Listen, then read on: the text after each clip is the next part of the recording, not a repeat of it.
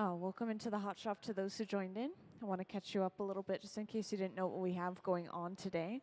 So today is day 2 of our Goblet week, and we have a guest artist today, James Mongrain, at the center bench here.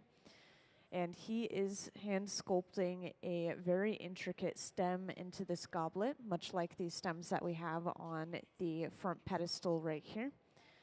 And if you wanted to take a closer look, you could always come down to the front row and take that closer look.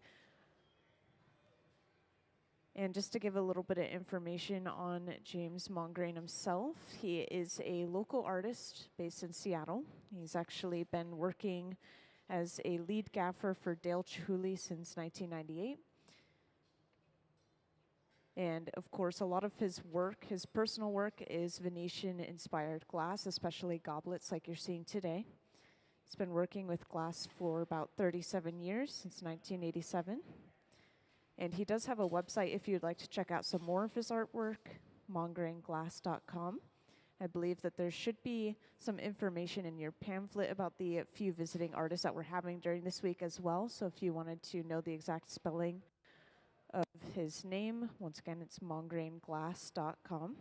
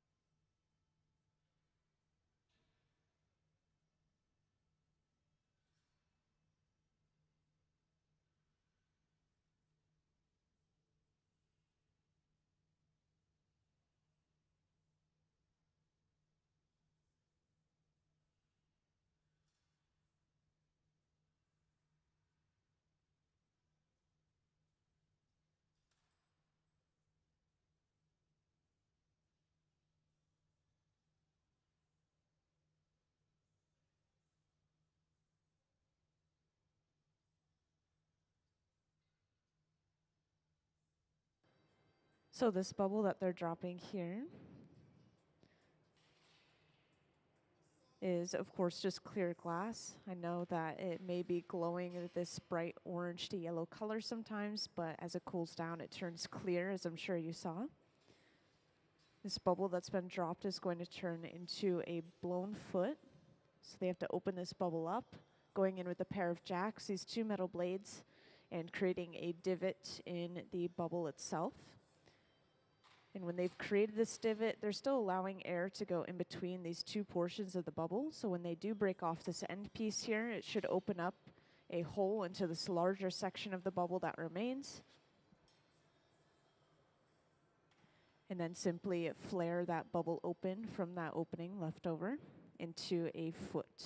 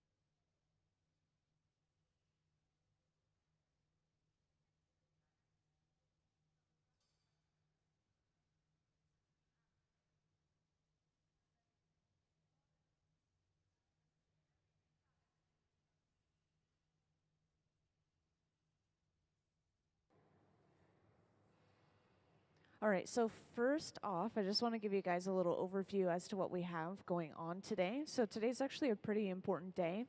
This is day 2 of our Goblet week. If you don't know what a goblet is, we have some examples on this front pedestal here. They're basically just these really fancy drinking glasses.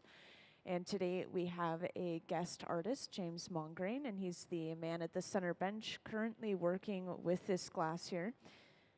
And he is making these very intricate stems in his glassware. I think that's something that really stands out with his pieces here. And you'll notice that the stems themselves also have a little bit of color to them.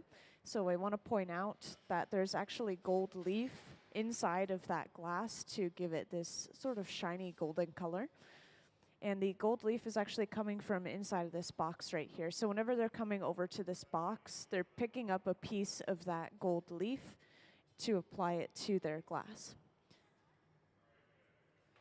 And right now they're just getting started on the sculpted part of their stem here.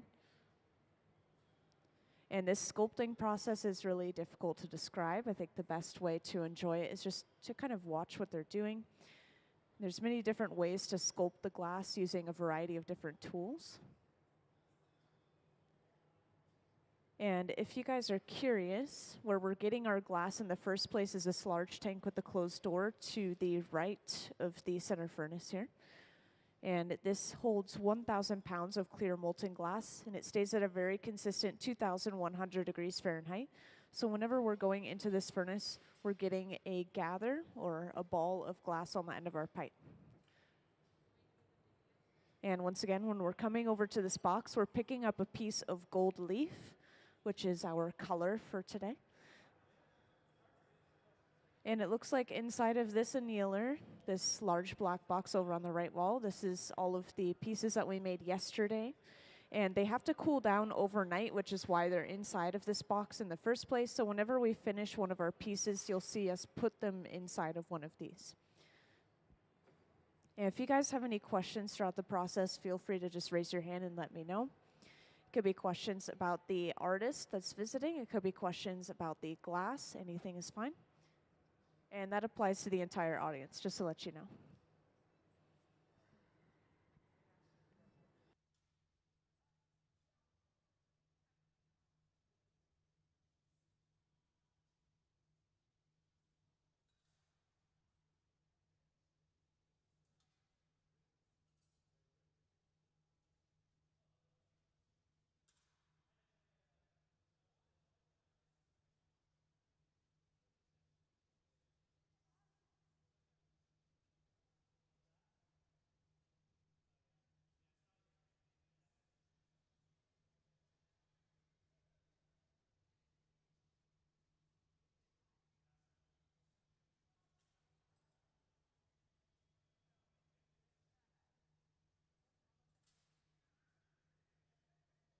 Now, something interesting to note is that we are going in and out of the furnace every now and then, and we're not really trying to make the glass very malleable again. We're just trying to keep the glass warm at around 1,000 degrees Fahrenheit. And 1,000 degrees Fahrenheit is actually kind of cold for glass. But it's still so hot that you wouldn't want to touch it, of course. But we can't let it drop below that temperature, otherwise we could get thermal shock, which is what happens when the glass cools down too quickly or heats up too quickly. And then it will crack or break. So we just have to make sure that we're keeping it warm so it doesn't go through that thermal shock process.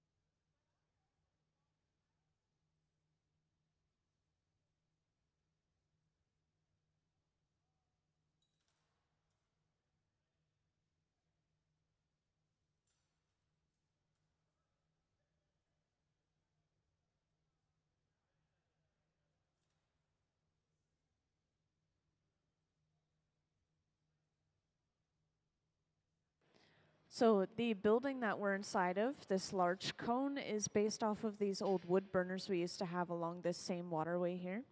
And so this building's just kind of paying tribute to what this area used to be and what it used to be used for. And that is pretty much the same shape as those old wood burners. The only difference is that this cone has is that it's tilted on its side. So you can see it's kind of angled, and this gives us a little bit more floor space. And we also have a fan at the top to pull some hot air out. But yeah, it is mostly just to kind of pay tribute and be interesting. It's architectural.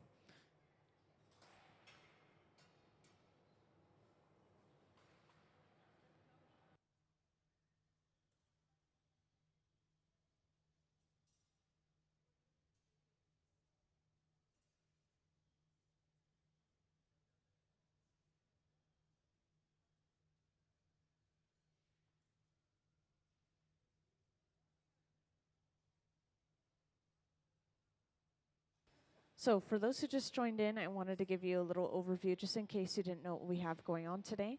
So today is day 2 of our Goblet Week, which I'm sure you saw the little advertisement. Today we have James Mongrain, and he is the one currently working at the center bench here. He's working on sculpting one of his goblet stems, and he has some examples of his goblets down on the front right pedestal over there. And the color inside of the stem is actually coming from gold leaf or gold foil. And this is inside of that little black box close to the far end of our hot shop there. So whenever they're going inside of that box, that's them just getting a little bit of gold leaf around the glass. And that's creating that sort of yellow tinged color inside of our stems here. And I will say James Mongrain is a local artist based in Seattle. And he's been working for Dale Trifuli as a lead gaffer since 1998. He's been working with glass in general for about 37 years. And he does have a website, mongrainglass.com. So if you're interested in seeing some more of his work and just learning more about the artist himself, feel free to check that out. And so far we have, of course, the stem and the foot of our glass. So now next we need to attach the bowl of our glass, which is the drinking portion of our goblet here. And once we have that, the entire goblet is pretty much assembled. We just need to make sure everything remains straight and even before we put this glass away.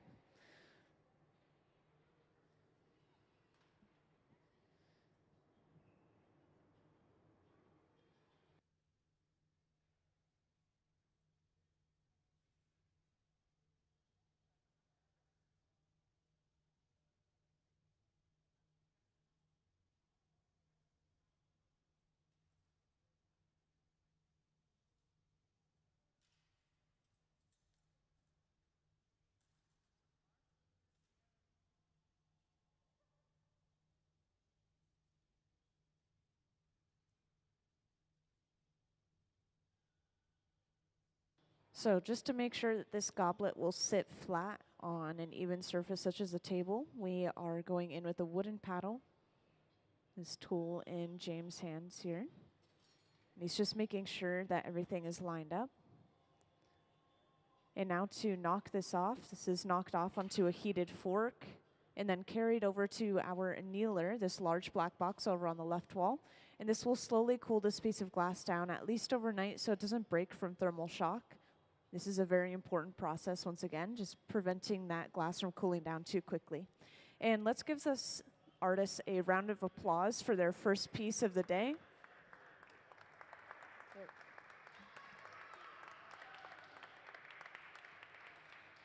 Thank you.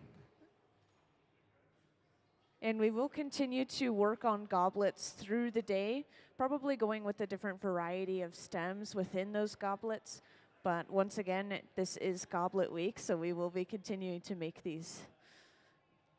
And something else that's special about Goblet Week is there is a raffle coming up on Saturday, and the raffle tickets are $20. And the thing that's being raffled off is this especially handmade glass wine bottle, as well as a few goblets and I think a bottle of wine itself too. And so if you're interested in that, you can ask more about it at the front desk.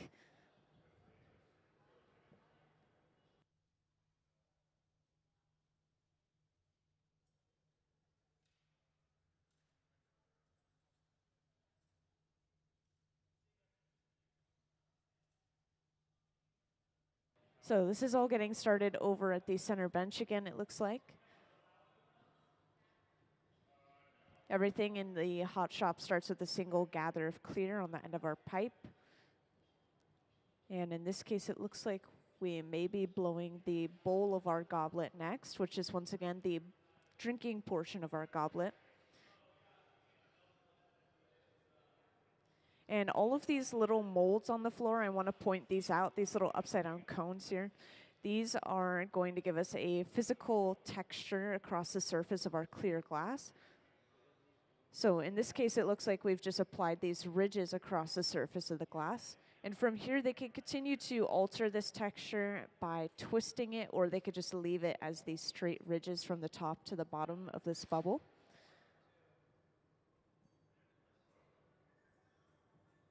And some good examples of the final product of these textures you could see on these glasses here. So all of these textures were gained using some of these molds on the floor. Once again, these are called optic molds.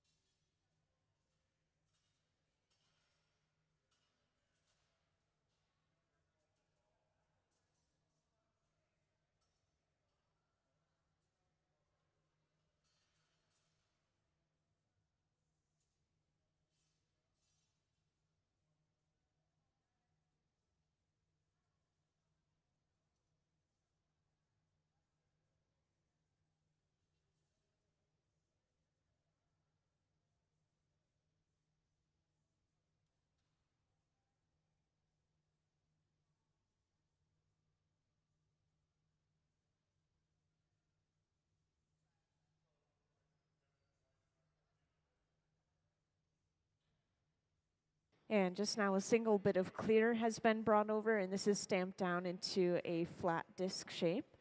And this is the first part to something that we call the Avolio, which is the connecting point between the bowl of our goblet and the stem of our goblet. And do we have the anatomy of a goblet diagram that I could pull up, please? Since it's a little bit hard for me to describe this shape, I just wanted to point out this diagram up on the screen. Once again, there is the Avolio right underneath the bowl. So that's that little connecting point that we're creating right now. Thank you.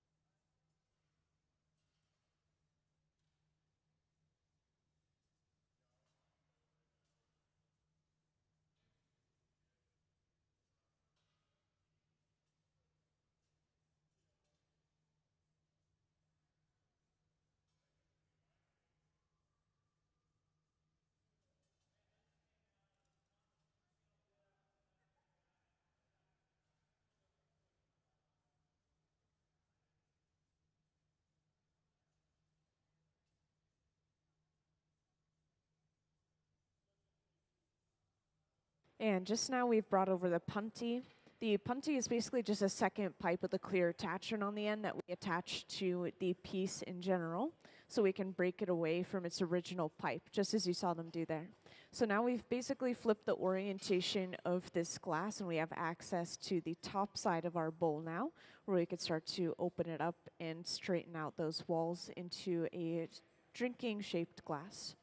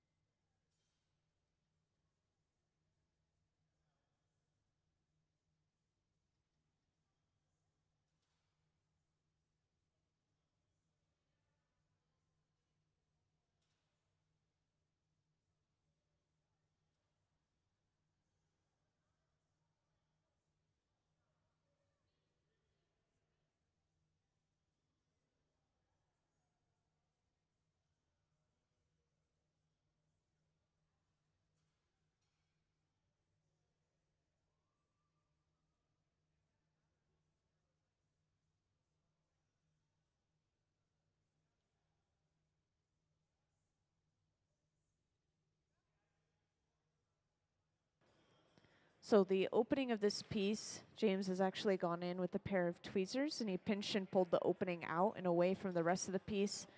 And then he just created a divot, kind of sectioning off that glass that he pulled out with the tweezers and broke it off. So that was all just a little bit of excess glass that he wanted to get rid of.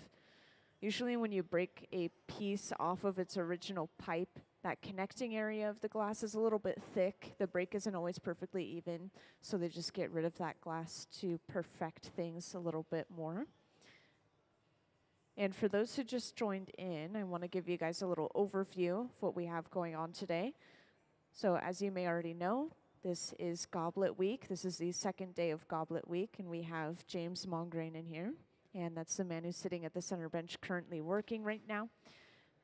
And his specialty is specifically Venetian-inspired glass art or glass goblets. And he has some of his pieces on this front pedestal to the right here. So if you wanted a closer look at what he's been working on, we have those pieces on display. And he's continuing to work on these glass goblets today. He'll be working on them throughout the day today, because once again, it is Goblet Week. Now, James Mongrain, he's been working with glass for about 37 years, and specifically has been a lead gaffer for Dale Chihuly since 1998. And if anyone's interested in seeing more of his artwork and just kind of learning more about this local artist, he has a website, mongrainglass.com. So feel free to check that out.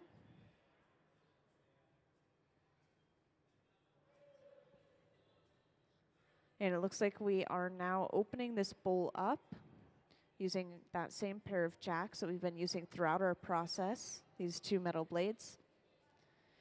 And if anyone's wondering what's going on with the camera here, we're just finishing setting up a close-up shot that's going to be live streamed up onto the screen.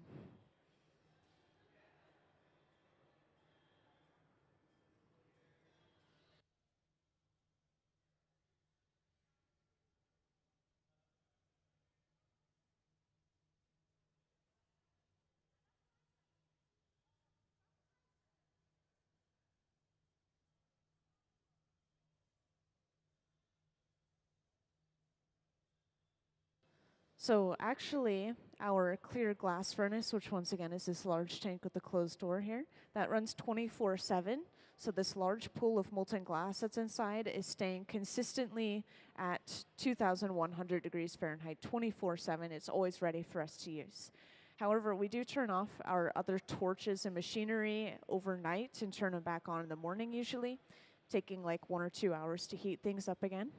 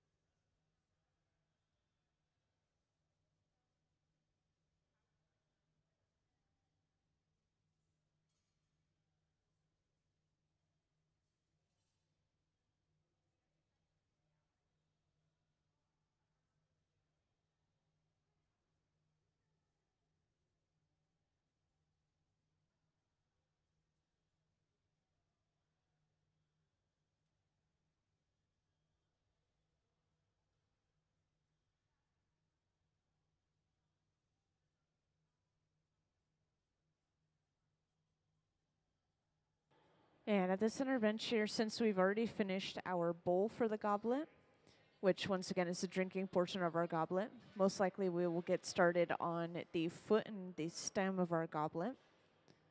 And we'll be starting with the foot first. So what we'll do is we'll create a small blown clear bubble, and this will be dropped directly onto the bottom of this little connecting point that he's created.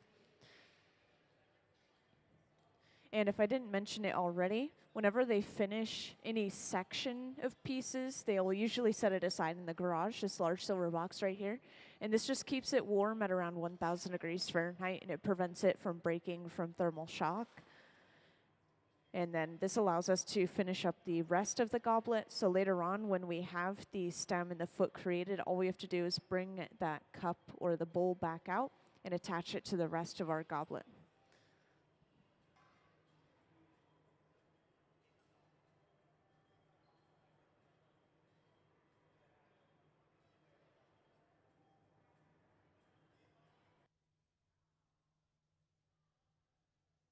So just now we've brought over a small clear bubble, and this is being dropped directly onto the end of this pipe. And as you can see, this has the same texture that the bowl portion of our goblet had earlier as well. So they're just kind of tying the design together by creating the same texture across the piece.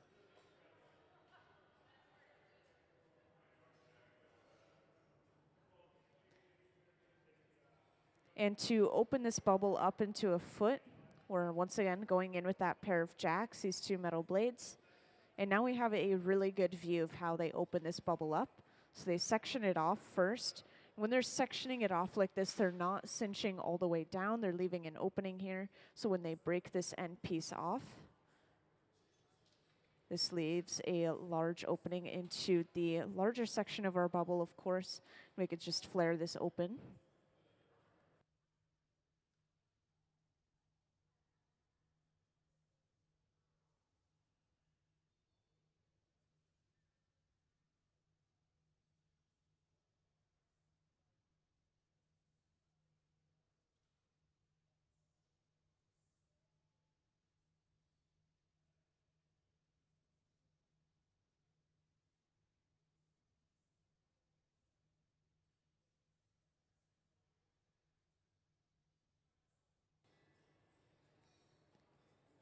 So once again, to open this up, we're going back in with that pair of jacks. And you'll notice that there's a little flame, a little bit of smoking that comes off of these blades every now and then. I just want to point out that we will frequently use beeswax on these blades just to prevent the hot metal from sticking to the hot glass throughout the process. And we usually don't put wax on a lot of our metal tools, but when it comes to the jacks, they usually almost always have wax on them.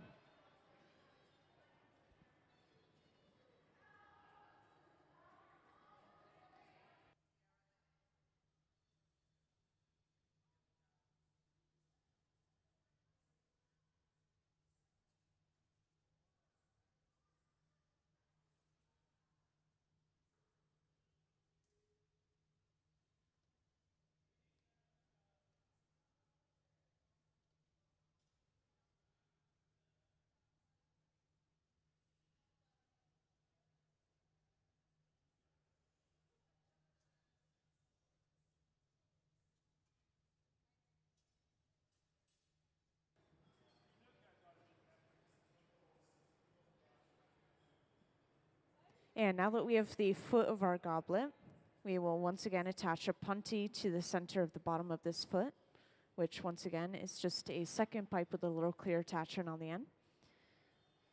And this has once again flipped the orientation of our piece, giving us access to the top side of our foot. And this is where we're going to start building our stem, of course. And once we have this stem created, we will be able to attach the bowl to the top of the stem and have one complete goblet.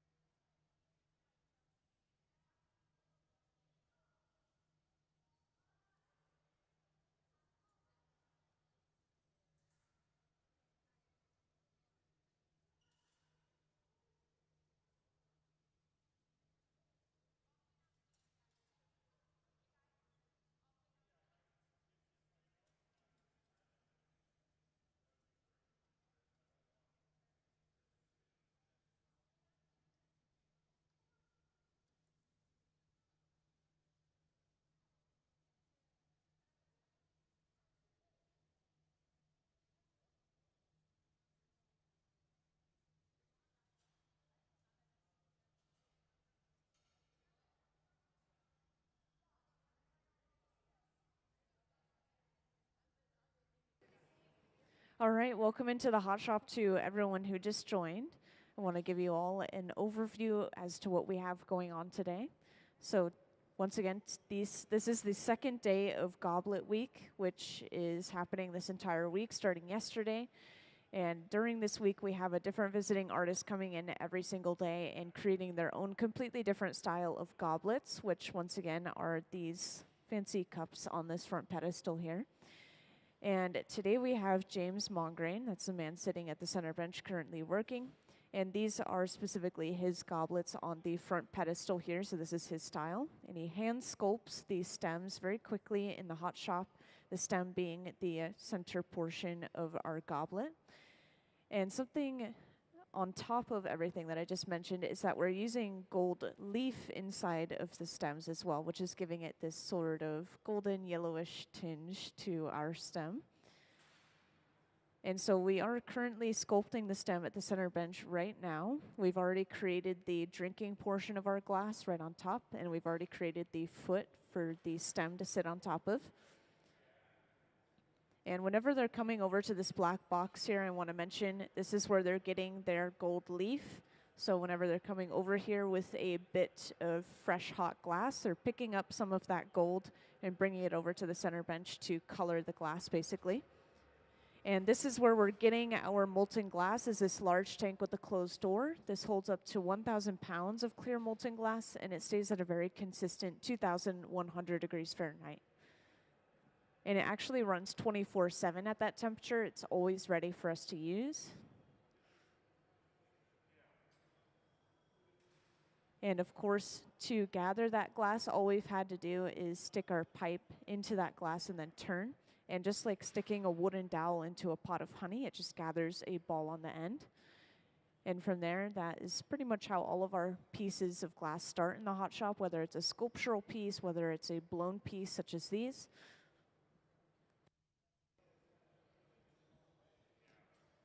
And if you guys have any questions about the glass process, any questions about the visiting artist, feel free to just raise your hand and let me know. I'll come right over and answer your question.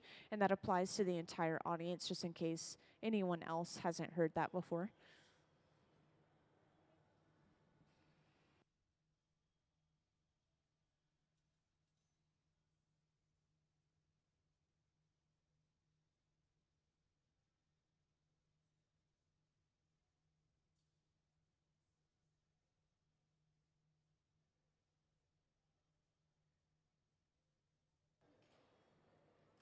Now, I've been told many times that goblets are actually the most technically difficult thing that you can make out of glass because there are a lot of small components that are coming together. We have to make sure the glass is staying warm enough that it doesn't crack or break from thermal shock. We have to make sure that it's not too warm so that it doesn't start moving around uncontrollably since this glass is very thin. And of course, we have to move pretty quickly to make sure that it stays at that right temperature. And up on the screen, if I didn't point out already, I do have closed captioning going on, as well as this close-up shot of what they're working on at the center bench here. And it looks like this time they're sculpting a swan, once again with that gold leaf color within the glass.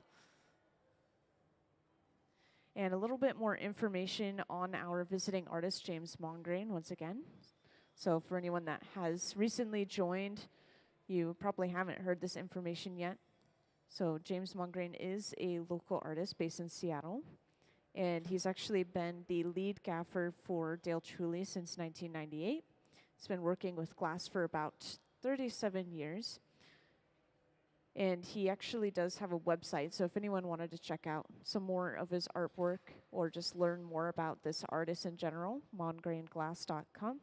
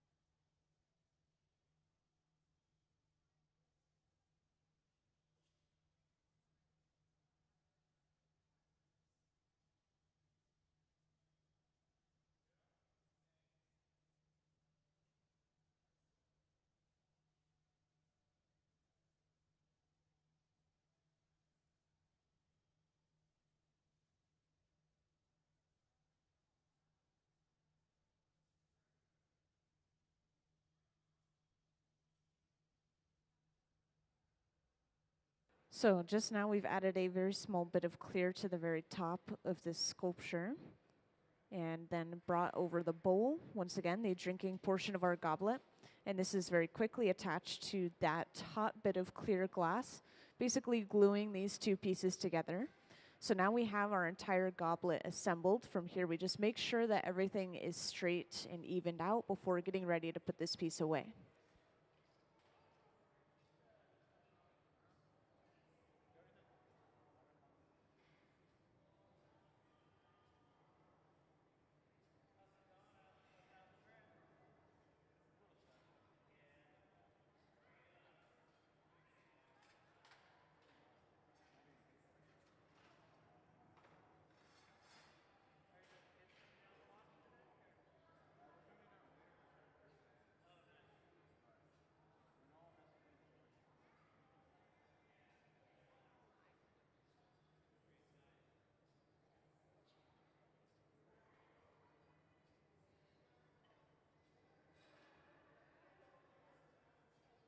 And to break this piece off, this is just simply knocked off with a wooden paddle onto a heated fork.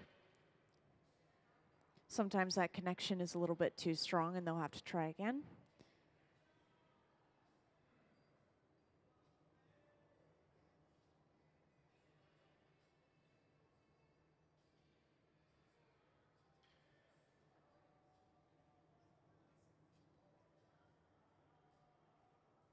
And when we break this piece off, this is going to be placed inside of the annealer, the large black box over on the left wall. And this will slowly cool this piece of glass down, at least overnight, so it doesn't break from thermal shock. And to make sure that it breaks off this time, they applied a little bit of water to that connecting point this time. And let's give them a round of applause for completing that goblet.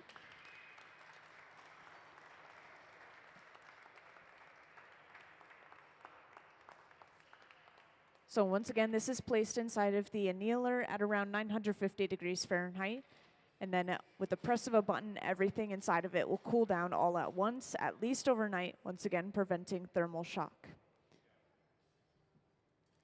And today we're just going to continue to work at this center bench here, working on these goblets, probably getting a variety of different sculptures within the stems of these goblets.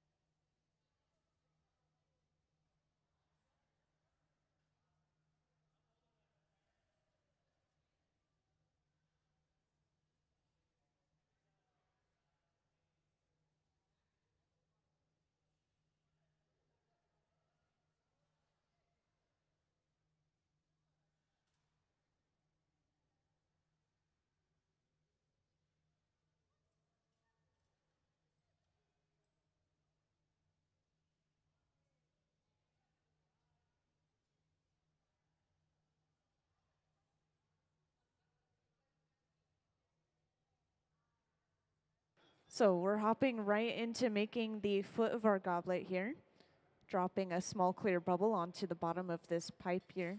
And this is going to be opened up and then flared out into a plate-like shape, once again creating our foot. And this means that we already have the bowl portion of our goblet, the drinking portion, created and done. And this is most likely sitting inside of the garage, this large silver box right here.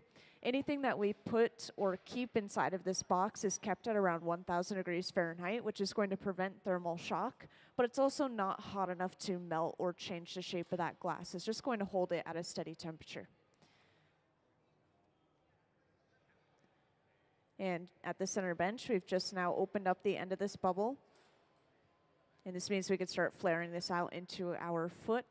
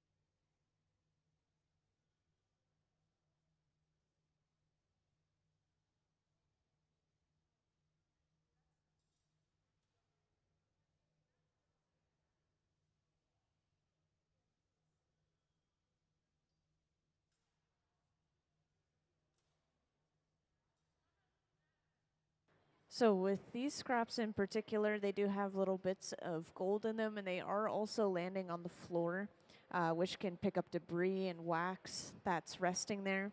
And so sadly, we don't really reuse this glass, but there is very little waste when it comes to this glass. As you can see, there's just a bunch of these really small pieces left over, and some of these are oftentimes hollow as well. The majority of our clear glass we can reuse just by throwing it back into our clear glass furnaces to melt down again.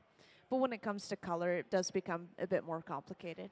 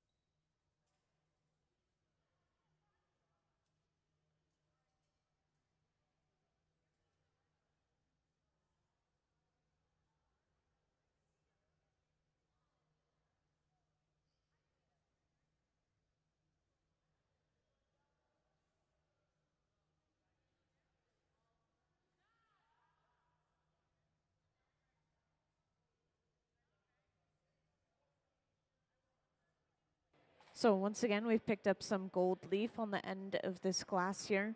The gold leaf coming from that small black box over on the right of our hot shop. And this is going to color the stem itself. So once this comes over, this will be attached to the top of our foot here. And this sculpting process is pretty quick.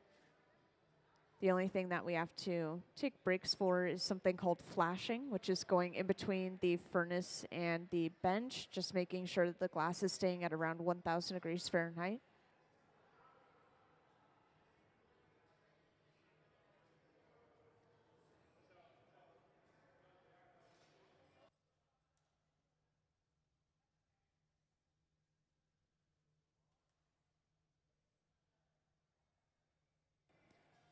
So the steel pipes that we use to handle the glass actually don't conduct heat very well, so the heat doesn't travel very far down the pipe. Wherever we stick the pipe into the furnace and it's directly touching the heat is where the pipe will be hot. So as long as we're not sticking the pipe very deeply into the furnace, we're usually okay. And of course, the larger the amount of glass we have, the more that heat will travel. But with such small amounts like this, we're totally fine.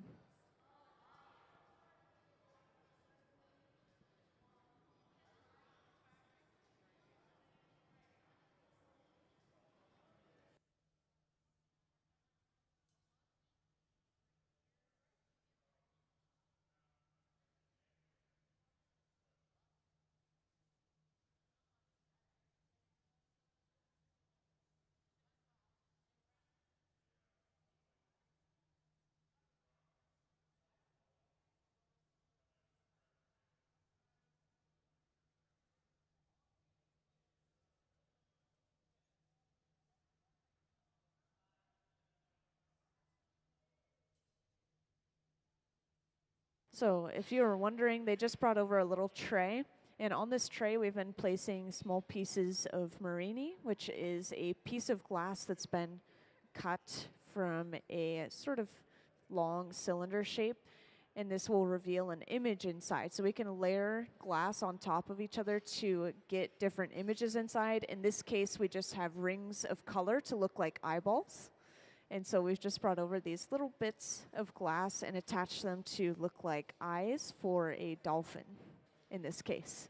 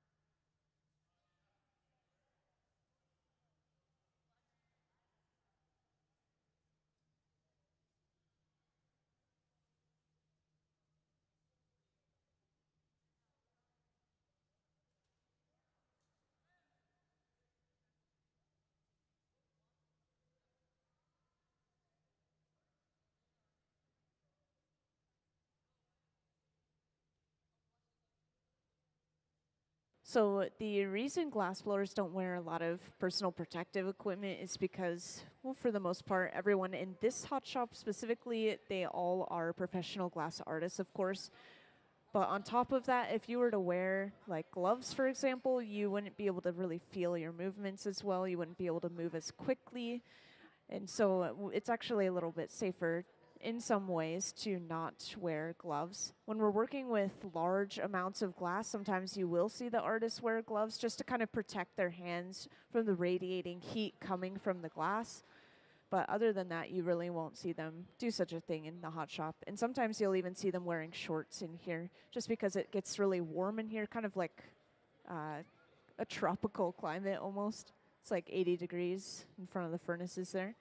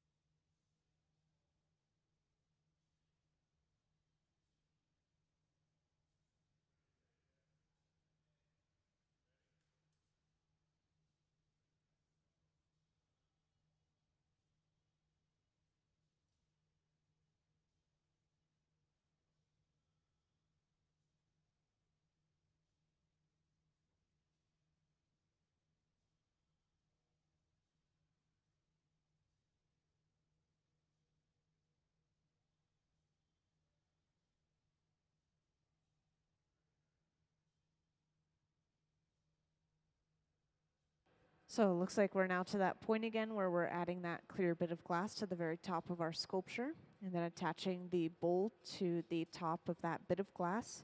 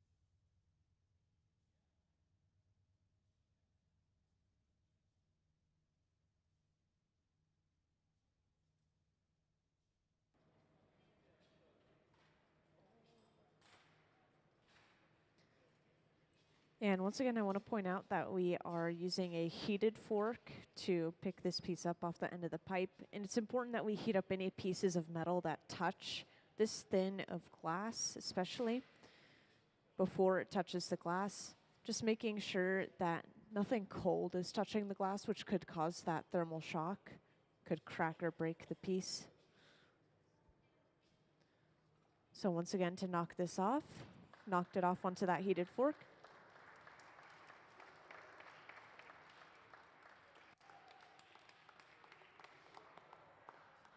And this is carried over to the annealer to slowly cool down at least overnight so it doesn't break from that thermal shock. And now that they've put this piece away, I want to talk about how we got the eyes in the piece once again, because I know that was just a little bit of a confusing explanation. So do we actually have a Marini diagram that might explain this a little bit better?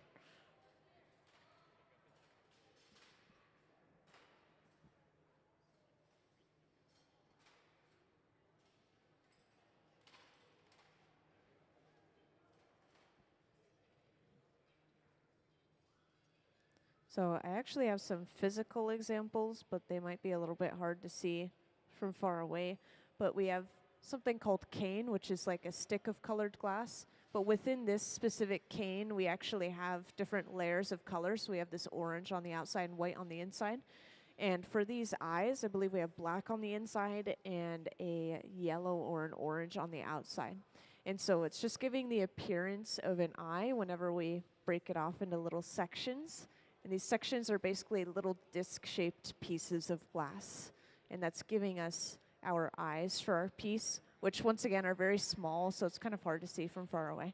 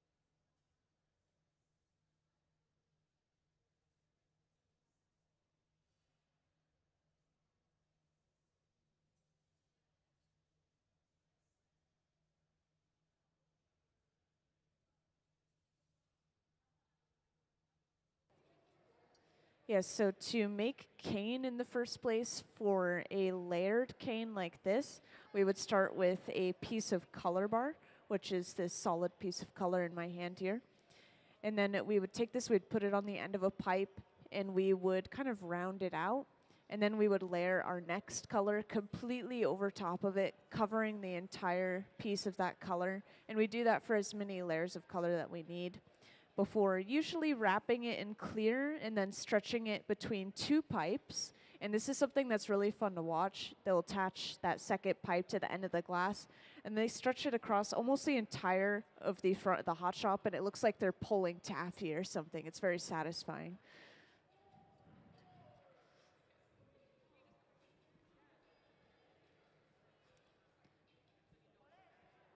And do we have the James Mongrain Meet the Artist video?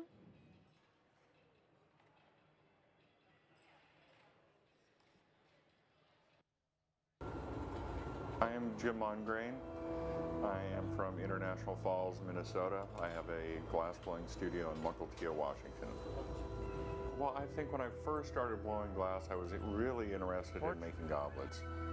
And it was just because of how difficult they seem to be, and they are, and trying to, get it as perfect as I could.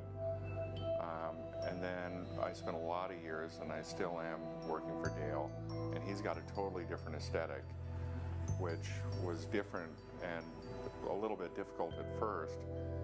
to understand and appreciate, you know, everything he was trying to teach me. But when I opened myself up to it, it opened so many doors to how I work with glass and how I look at it and appreciate it. And so this series in particular really involves like Dale's influence and Lino with the cane and the vessels, and Pino, of course, with the sculpting. So I'm really, that's what's exciting for me, is trying to tie everything I've learned into this one project. I've started this new series thanks to George Strumpel, who I've seen at the Chihuly Boathouse for years and years. And so I've known him for a long time. He was interested in recreating some old Venetian glass, particularly Salviati, maybe mid-1800s. And I tried the best I could to recreate them. After that, it kind of sparked an interest in making some of these pieces more of my own a little bit.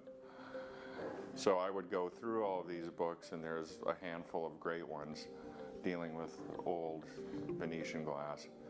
And it's always been an interest. And using a lot of the techniques that I've learned from Lino and Pino, and Dale for that matter, I'm trying to bring all of this information into this series from these particular three guys.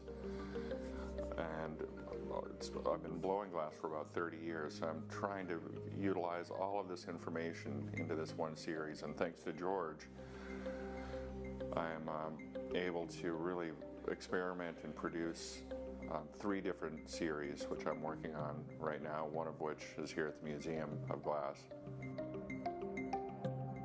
Basically focused on these animals for goblet stems, very traditional: seahorses, dragons, dolphins, swans. So I'm trying to supersize these animals and use them on the sides of vessels and for lids, and mostly drawing from the stems of these pieces that I've been making for a lot of years, and just trying to make them bigger and configure them in different ways. Last flash. There's so much more to learn, and that's the one thing I love about glass, is that you can always learn more.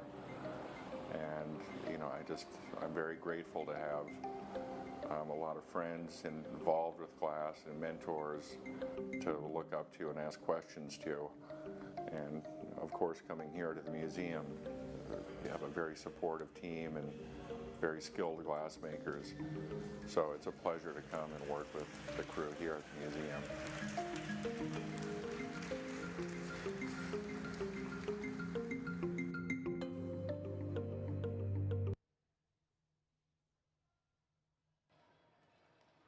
So once again, that video I just shown is just a little kind of meet the artist video of the artist that we currently have here today, James Mongrain, the man sitting at the center bench currently working.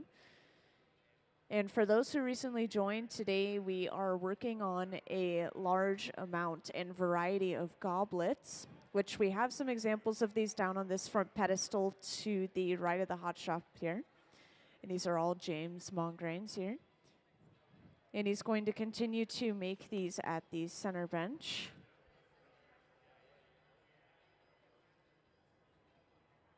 Now, for those who just joined, a little information about our visiting artist. He is actually a local artist, kind of based in Seattle. And he's been the lead gaffer for Dale Chihuly since 1998. And I haven't mentioned this yet already, but if you don't know what a gaffer is, it's basically kind of like a glassblowing team leader. They're the person that sits at the bench, and they kind of instruct those around them on what to do and kind of how to help them. And so he's been working with glass for around 37 years. And as you saw, he works with a lot of Venetian style or inspired glass art. Goblets are very Venetian glass art, since they have all of these small components that are attached together. And I do want to point out these molds that we have on the floor. It looks like we may have just used one, just barely missed it. But these are specifically optic molds, which have a texture on the inside of them.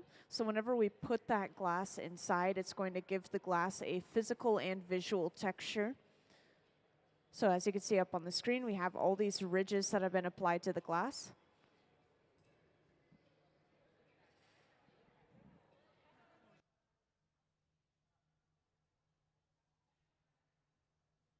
And can we have closed captioning back, please?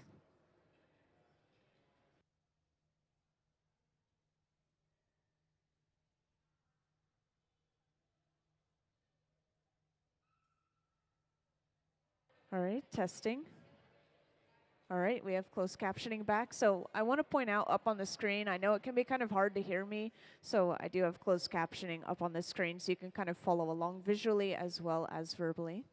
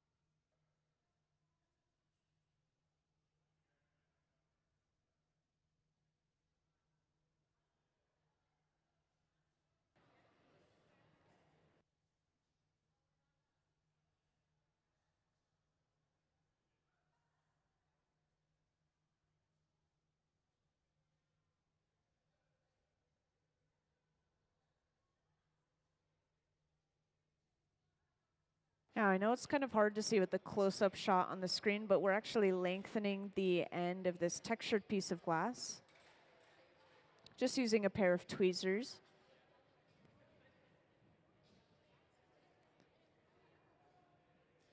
And for those who just joined, I do want to point out a couple of furnaces just to kind of show off the temperatures in the hot shop. So behind a couple of people in the back on the right of the hot shop here, this is one of our glass furnaces, the large tank with the closed door. We do have one over on the left side of the hot shop as well here. These hold 1,000 pounds of clear molten glass each, and they stay at a very consistent 2,100 degrees Fahrenheit. And at this temperature, the texture of the glass is a lot like honey, honestly. It's very viscous, it's very sticky. And so all we need to do is we stick our pipe into the glass and then turn, and it gathers a ball on the end. From there, we can just blow into the end of our pipe. This expands the glass like a balloon.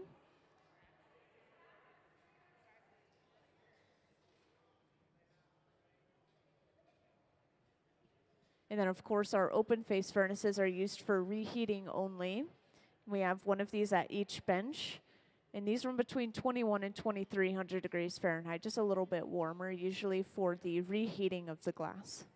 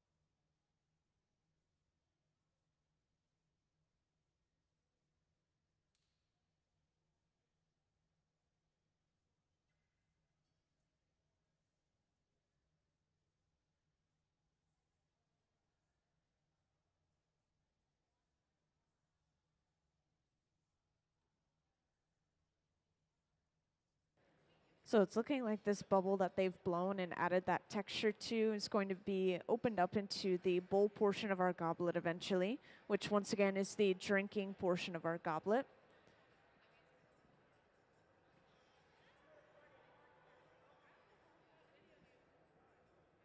And this little bit of clear that we just added to the bottom, this is turning into something called the Avolio, which is a connecting point between the bowl and the stem of our glass.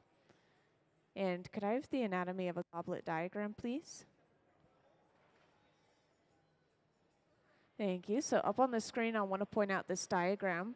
And we have the Avolio there right underneath the bowl. And it's just kind of hard to describe this exact shape, so I wanted to point it out so that you guys can see that shape for yourself and see how the goblet comes together. Thank you.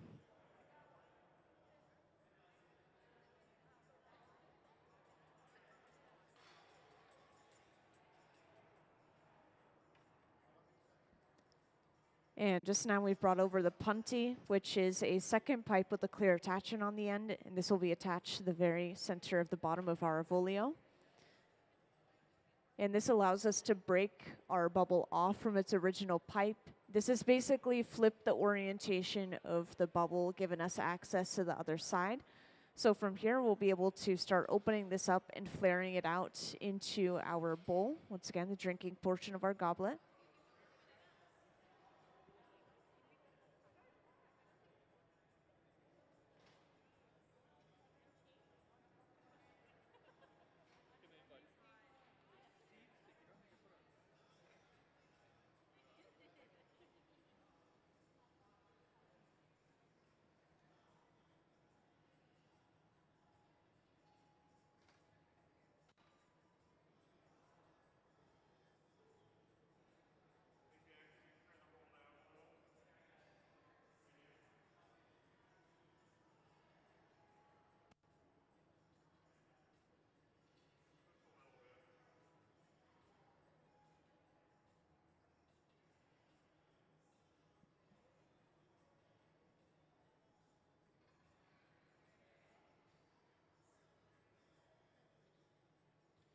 And right after heating up the front of this bubble here, we're going in with a pair of tweezers, pinching and pulling the opening away from the rest of our cup.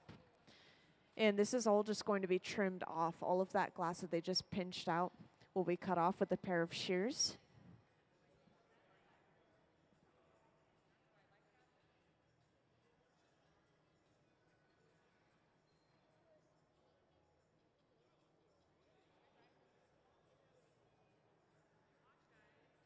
And these two blades here, these are a pair of jacks.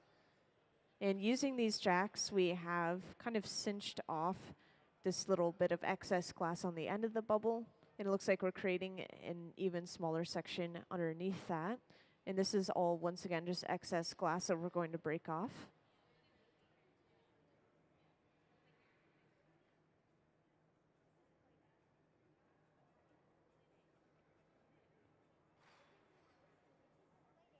And to fully break this off, we're going in with a pair of diamond shears, these blades right here, and just holding some pressure around the area that we want to break as somebody taps off that end piece of glass. And now that we've broken off that excess glass, we should be able to go in with that same pair of jacks, the two metal blades, and start flaring this open.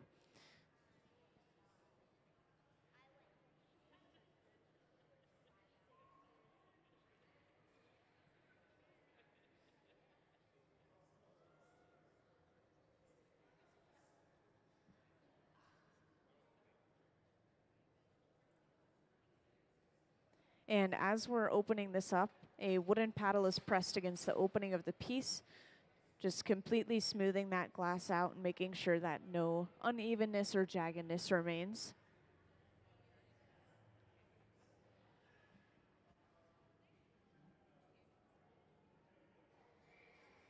And while they're opening this up, could I have some of James Mongrain's work up on the screen, please? Thank you. So I just want to show off a little slideshow of some of James Mongrain's other work.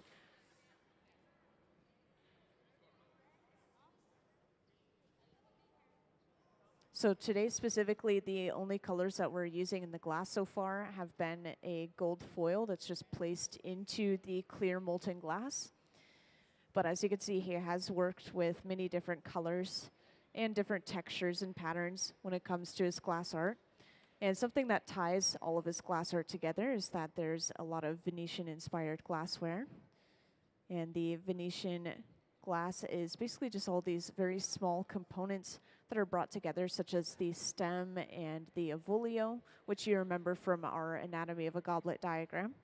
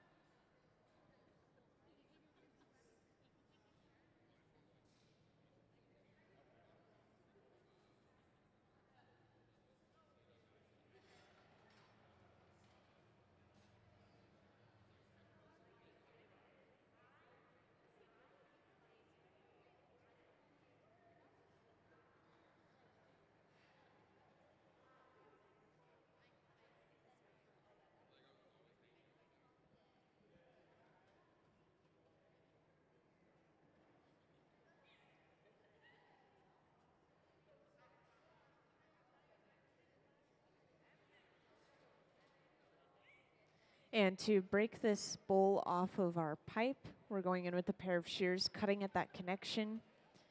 And this will be knocked off once again onto a heated fork. And when this is broken off, this is going to be carried over to the garage specifically, which is this large silver box right here. And this cup or bowl will be kept nice and warm in there at around 1,000 degrees Fahrenheit, which will prevent the glass from breaking from thermal shock. So now that we have our bowl created, we'll be able to go in and start making the stem and the foot of our goblet. We'll pull the bowl back out and attach the two together, and we'll have one complete goblet.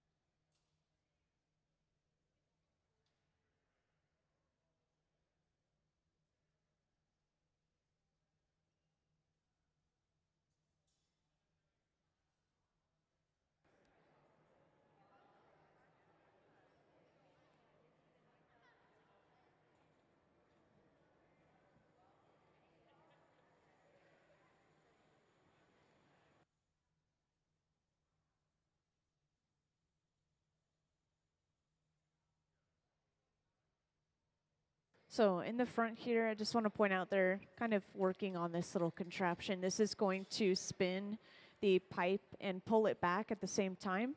Right now they're just doing a little test run to see how tight these circles are going to be when they actually twist this glass across the piece.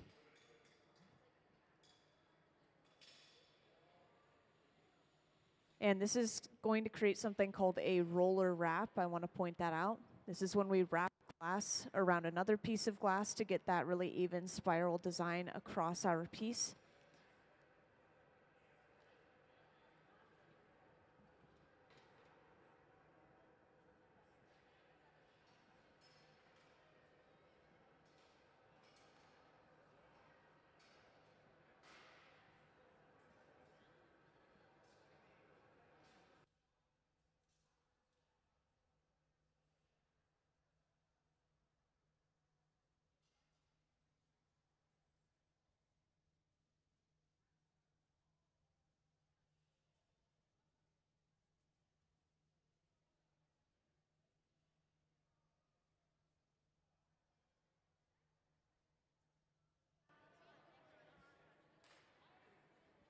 So once again, at this center bench, we've just gotten started on the stem portion of our goblet, most likely. And the color that you see on the glass is, once again, gold foil. That's the color that we're using today. And the gold foil is being picked up from the small black box on the right side of our hot shop floor over there.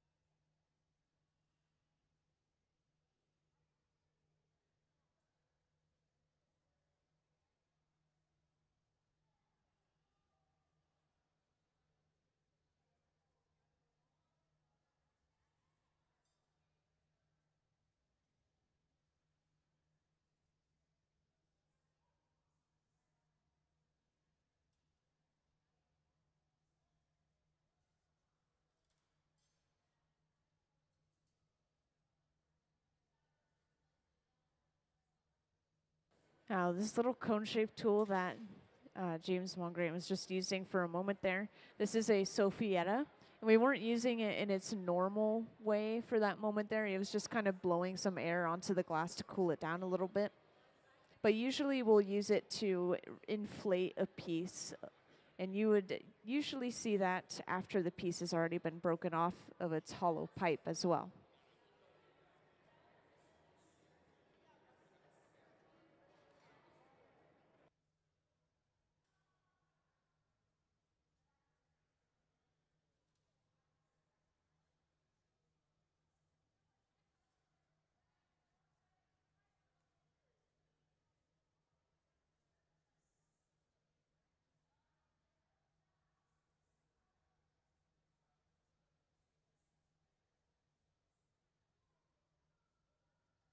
And now you'll get to see this roller wrap happen in real time. So once again, we just brought over a small bit of clear glass, and this is being evenly wrapped around this small bubble that we've created.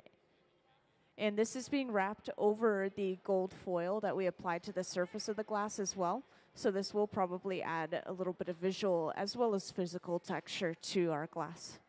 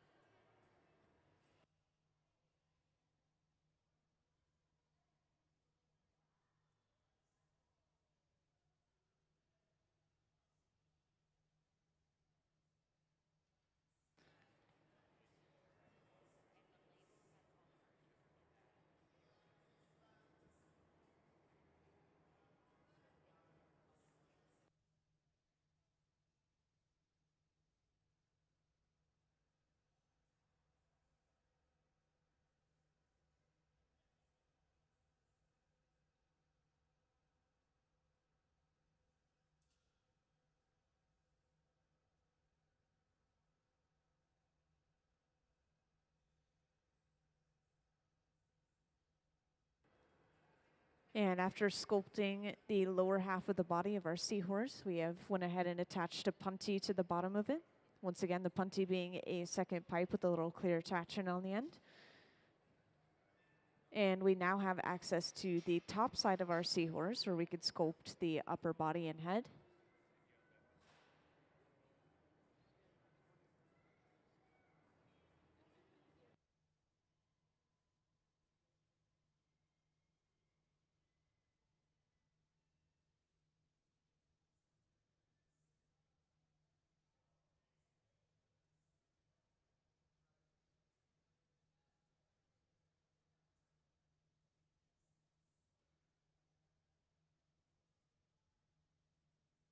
So the texture of the seahorse is a little bit hard to describe. It has overlapping texture. So we first stuffed our bubble into a mold on the floor, which gave it lines or ridges in one direction, going from the pipe to the end of our bubble. And then we roller wrapped the glass, which we took a clear bit of glass and then wrapped it around the bubble in the opposite direction. And so we have all of these small geometric sections across this piece of glass. And this gives it a lot more texture, kind of like a seahorse.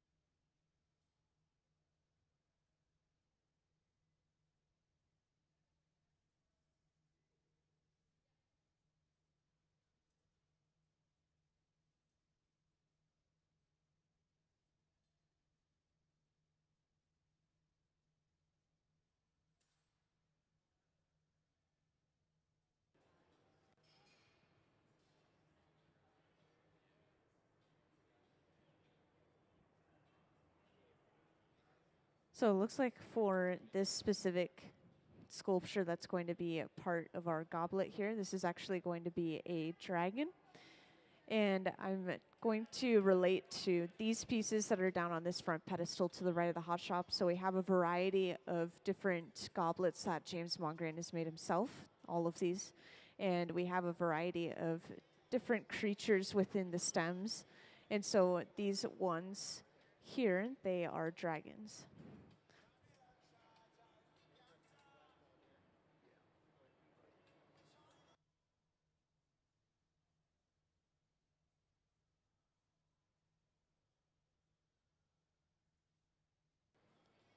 And just now I want to point out that we've brought over these little pieces of glass that have a lot of detail to them, and these are called Marini. Marini is basically a long stick of glass that they've created. It can have pretty much any kind of image inside of it. This one is just a simple white circle inside of an orange piece of glass, and then they cut it up into these disc-like shapes, and that will reveal that image inside.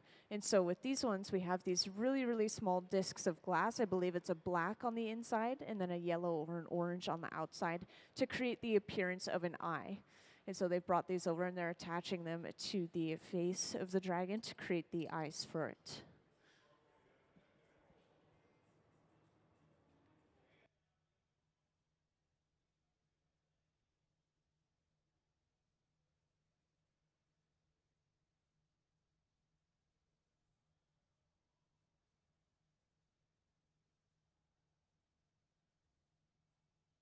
So there we can see James Mongrain applying these eyes in real time, going in with that pair of tweezers and pressing them into that fresh hot glass.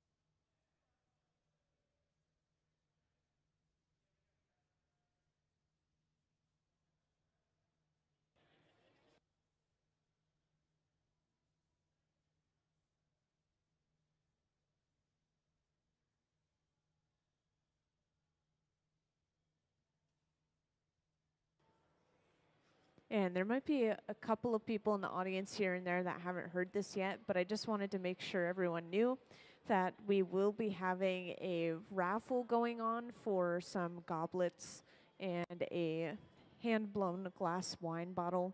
Actually, pretty much this exact replica of a set on this front left pedestal. And so once again, it's just going to be a blown wine bottle, and then there's going to be a bottle of wine itself, as well as 2 goblets. It's going to be exactly what is in the case in the front of the hot shop when you guys just come in. So that's what's being raffled, and the raffle tickets are $20.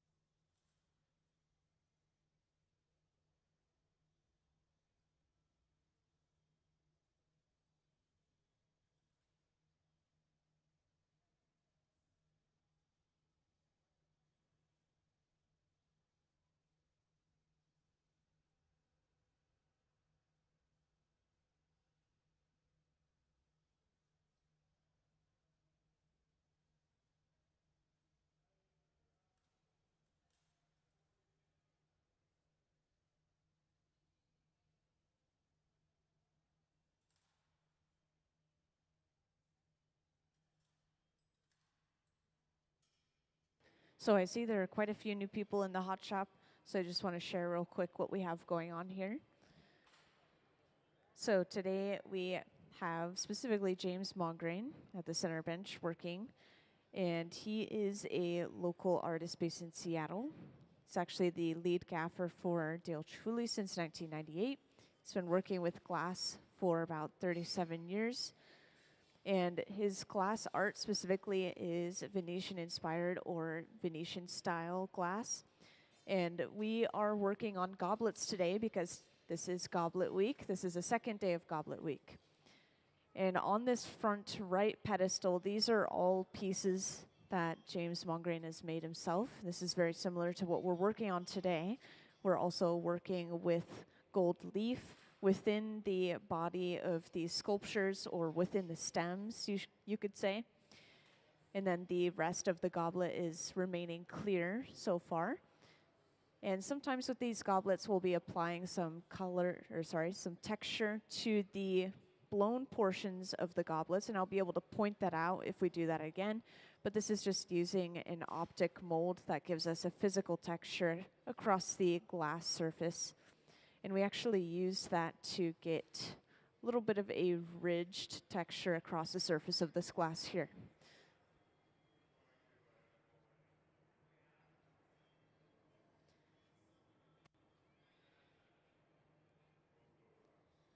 And just in case anyone didn't already know, I do want to point out that the furnace that we're using is just a reheating furnace. It doesn't have any glass physically inside of it, so every time we're going in to that furnace, we're just heating up the glass again, making it a little bit more malleable, or just making sure that the glass stays warm at around 1,000 degrees Fahrenheit. And the furnace itself stays between 21 and 2,300 degrees Fahrenheit. I would assume it's a little bit lower right now, just so that we're not heating up the glass too quickly and losing control of what we have. And it looks like we've finished this dragon sculpture, so we're going to break it off onto a heated metal tray. And then this will be set aside in the garage, which is the large silver box right here. And this will keep anything that we put inside of it nice and warm at around 1,000 degrees Fahrenheit. This will prevent that glass from breaking from thermal shock. So later on, we'll be able to pull it back out and attach it to the bowl of our goblet, the drinking portion, and the rest of our goblet, which would be the foot at the very bottom.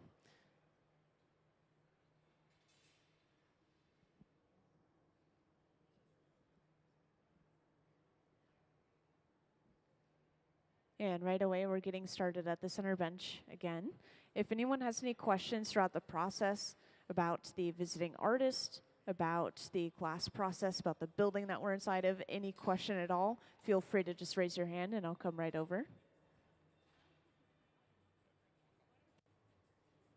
And something else I'd like to mention is something that a lot of you might have already been able to tell, but the goblets are actually one of the most technically challenging things you can make in glass art.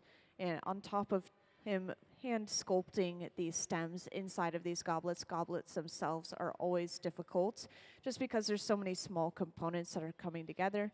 So this is something that the public doesn't very often get to see. So this is pretty special.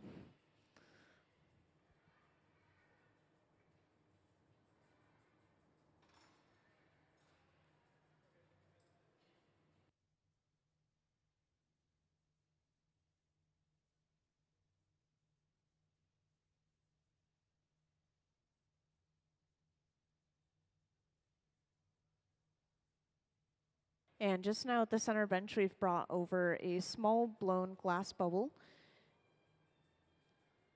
And this is cut off of the end of its pipe. And this is attached to the very bottom of a small bit of clear. And this is going to be opened up into a foot. So we have to open this bubble up in the first place to be able to turn it into that foot. To open this up, we're going in with a pair of jacks, these two metal blades. We're sectioning off these two sections of our bubble here. And when they're going in with the jacks, they're not cinching all the way down. They're leaving space for air to go through into those two sections of the bubble. So when they do break off this end piece, this leaves them with an opening into the bubble in general.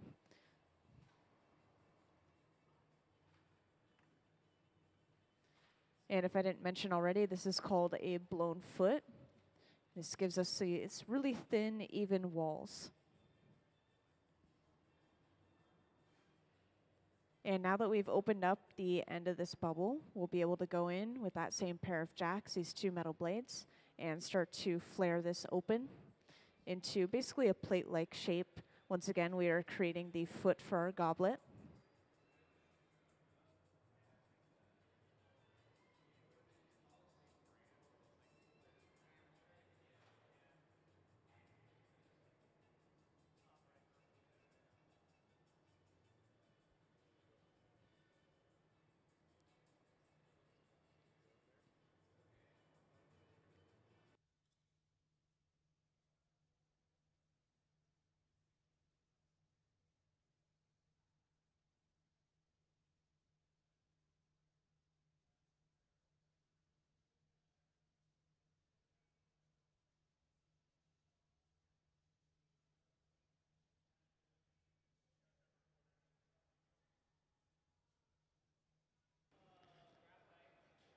So as you can see, this foot has been flared open pretty much into that plate-like shape.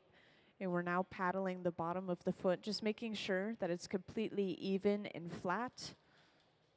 So when this goblet is complete, it'll be able to sit evenly on its own on a flat surface like a table.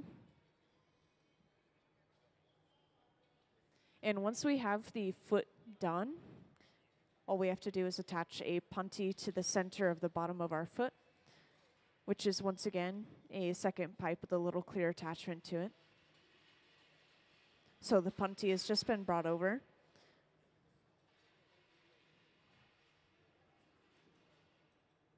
And once again, this is attached right to the center of the bottom of our foot. And this allows us to break the foot away from its original pipe and give us access to the other side.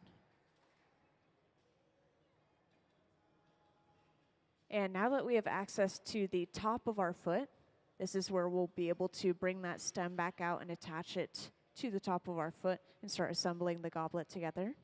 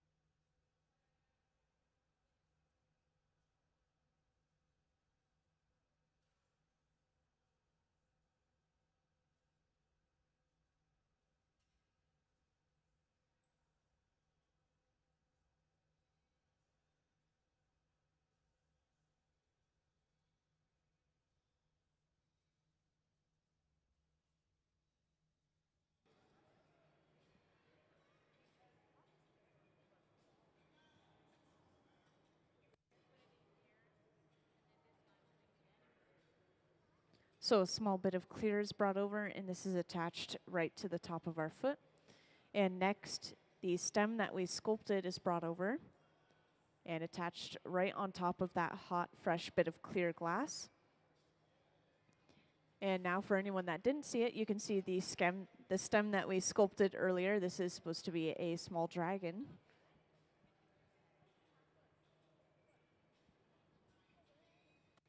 And anytime we are working on any little section of this piece, we're always going back into the furnace for a few seconds, just making sure that the glass isn't dropping below 1,000 degrees Fahrenheit. We want it to stay around that temperature to make sure nothing cracks or breaks from thermal shock.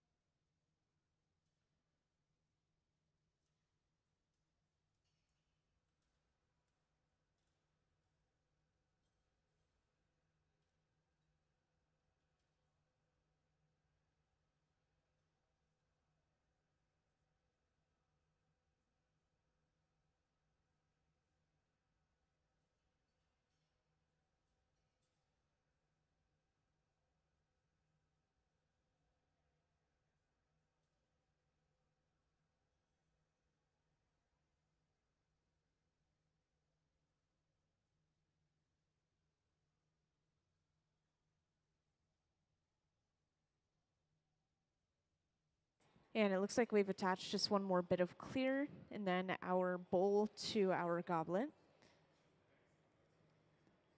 And just like that, our goblet has been assembled and done. So let's give them a round of applause.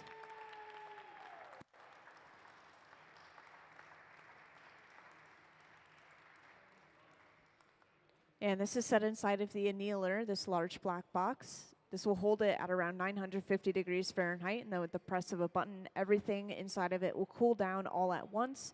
Usually a process that takes around overnight, if not longer, just to prevent that thermal shock from breaking the glass from cooling too quickly. So we won't see those pieces until tomorrow, but we will continue to work on these goblets throughout the day in the hot shop. And since I've been talking about our visiting artist, James Mongrain, quite a bit, I think I will play a little slideshow of his work up on the screen. Could I have that slideshow of James' work, please? Thank you. So up on the screen, there's a little slideshow going. If anyone hasn't seen some of his other artwork yet, please take a look.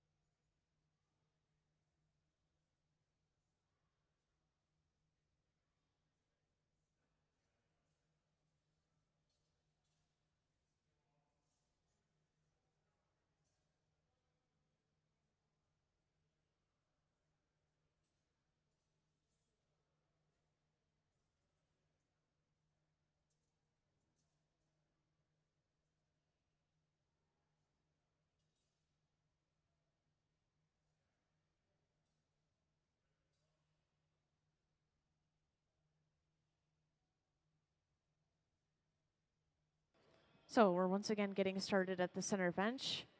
And I told you guys that next time they use these little molds on the floor that I would point them out. So once again, these little upside down cones that we have on the floor, these are a variety of different optic molds, which have a texture on the inside of them.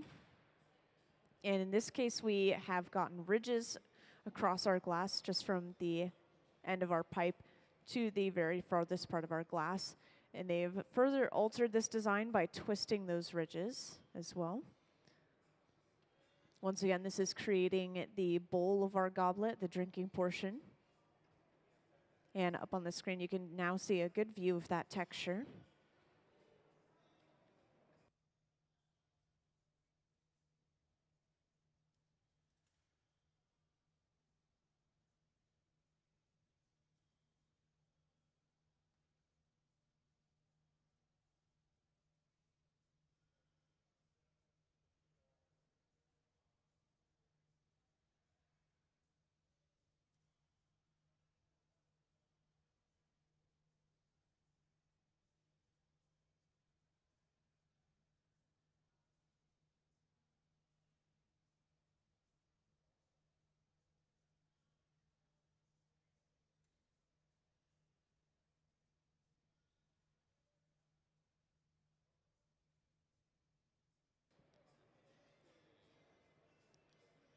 And these two metal blades, once again, these are a pair of jacks. The divot that we've created near the pipe, this is where we will break the piece off of the pipe later on. It's called the jack line.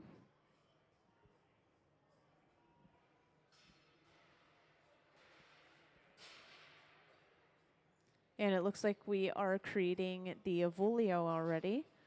So this first bit of clear that's brought over is the first section to our Avolio. And the Avolio itself is just the connection point between the bowl of our goblet and the stem of our goblet.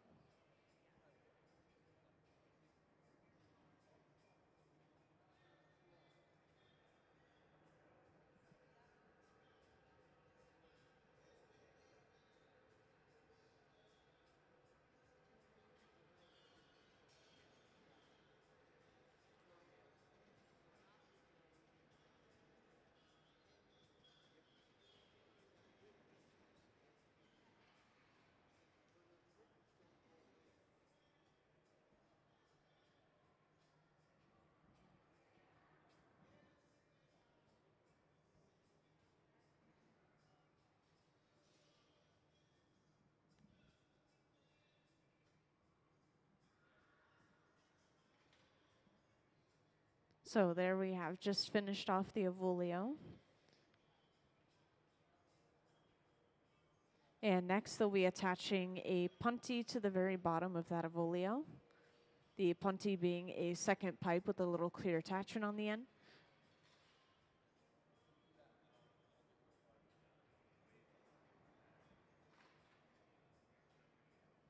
So that punty has just been brought over, once again attached right to the bottom of the center of the Avolio.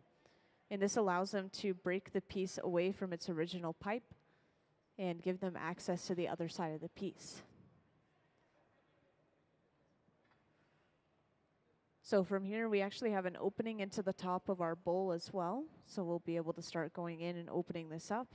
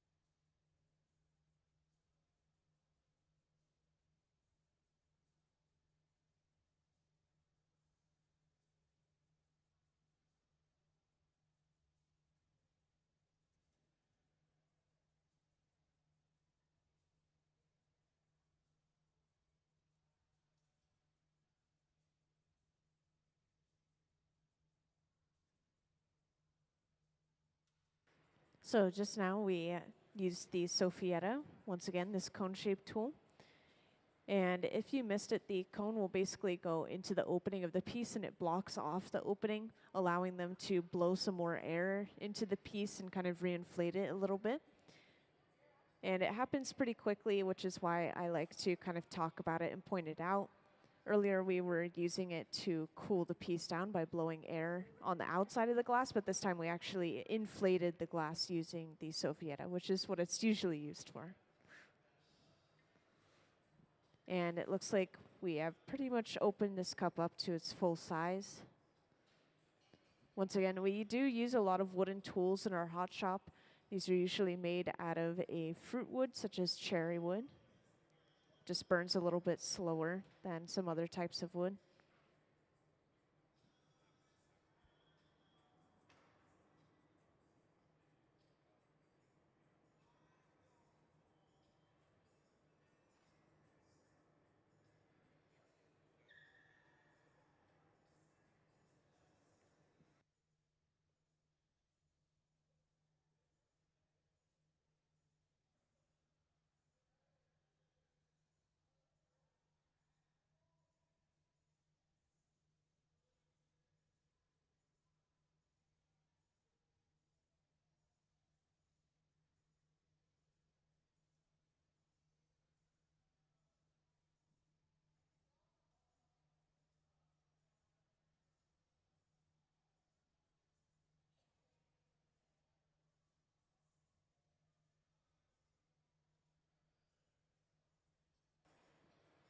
And in preparation for breaking this piece off, we will torch the connection between the piece and the pipe.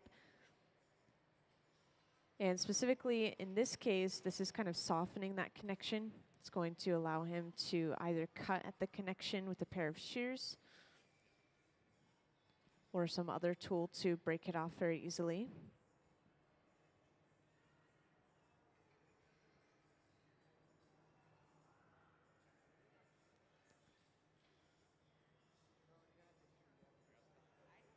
So it looks like we are going in with that pair of shears and once again cutting at that connection. And to fully break this piece off, this is knocked onto a wooden paddle and then carried over to the garage, which once again is going to keep that glass nice and warm at around 1,000 degrees Fahrenheit. And this is while we will create the foot and the stem of our goblet. So this will just rest in there for a little while. And it looks like we're going back to using our gold foil again. Once again, the way that we're coloring all of our glass today is by using some gold foil that's coming out of this small black box here on the right side of the hot shop floor. And if anyone's wondering, we specifically are keeping it in that box because it's keeping the gold foil kind of suctioned to the bottom of the box, kind of preventing it from flying away, as gold foil is very light.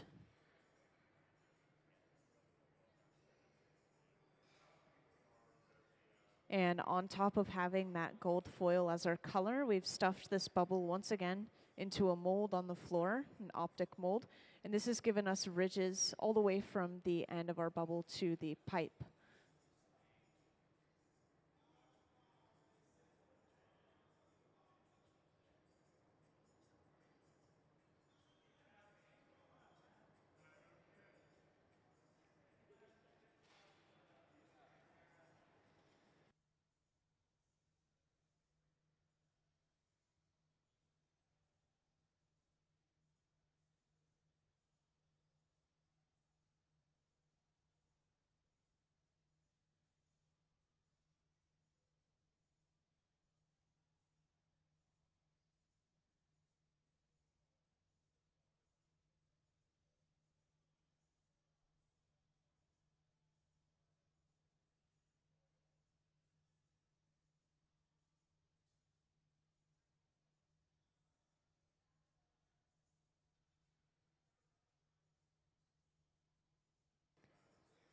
And this tool here, I want to point out that these are the diamond shears.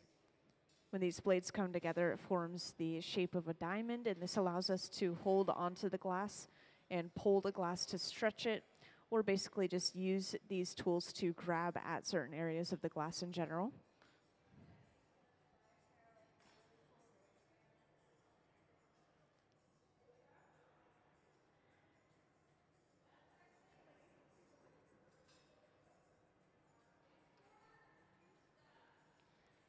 And once again, we've brought over a small bit of clear, and this is lightly touched down onto the side of this glass bubble.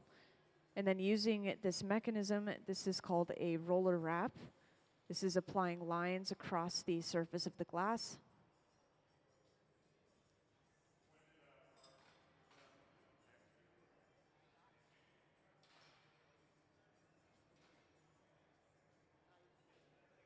And if I didn't mention already, this is becoming the sculpted part of our stem, or just a stem in general. The last stem we made was very similar to this one, if not exactly the same so far.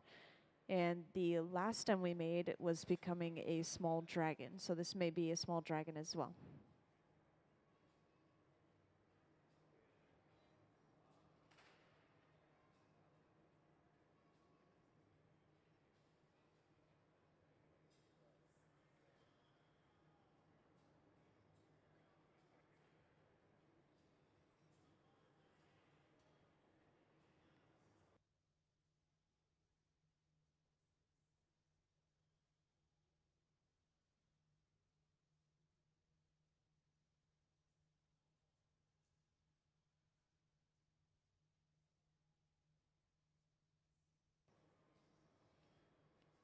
And the part of the glass that's furthest away from the pipe here that James is currently working on, this is the lower half of our dragon, I believe.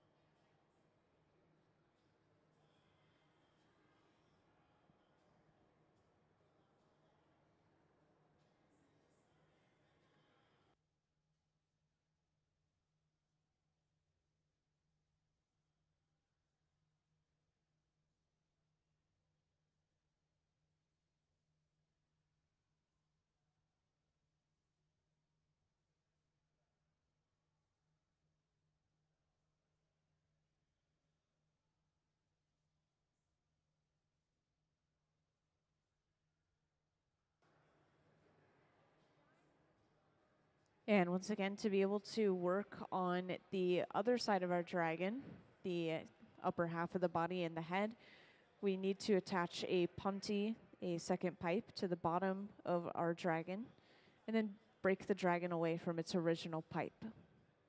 So that punty has just been brought over. And then to break this off, a little bit of water is applied. Then a simple tap of the pipe, and that piece has just been broken off.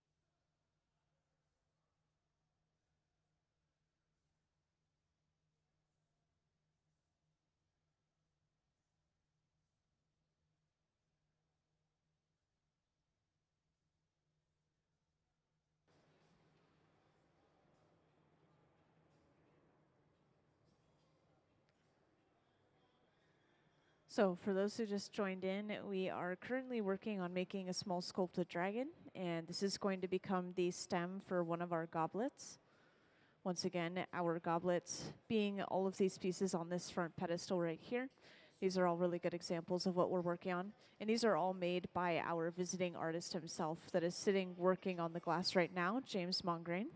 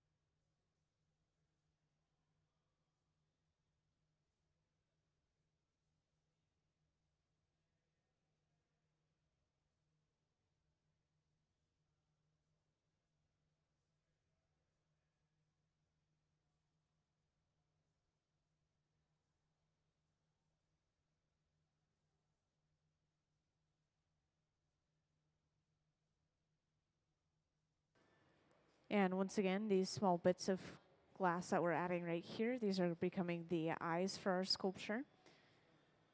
And these little pieces of glass, these are called Marini. They were started as a rod of glass that had multiple layers of color within it. When you chop up that rod of glass into these small disc shapes, that will reveal the image inside of that rod of glass. And in this case, once again, we just have those simple circular shapes that gives us the appearance of an eye. So the center of these is black, and then the outside is a yellow color. And right now, you can't really tell that the glass is yellow. Sometimes when certain colors are hot, they appear a completely different color than they actually are. But as this glass cools down, we'll be able to see that true color.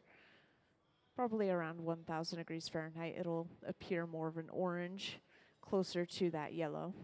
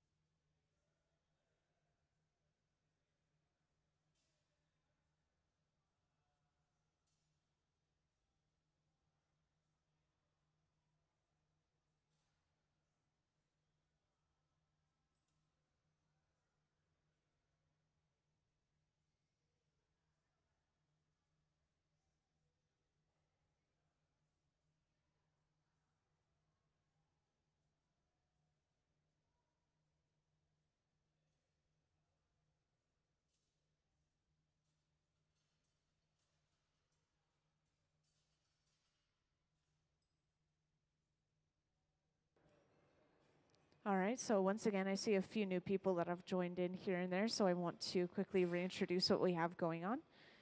So today, as you may already know, is the second day of Goblet Week.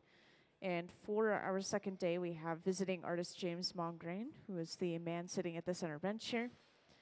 And James Mongrain specifically makes Venetian-inspired or Venetian-style glass.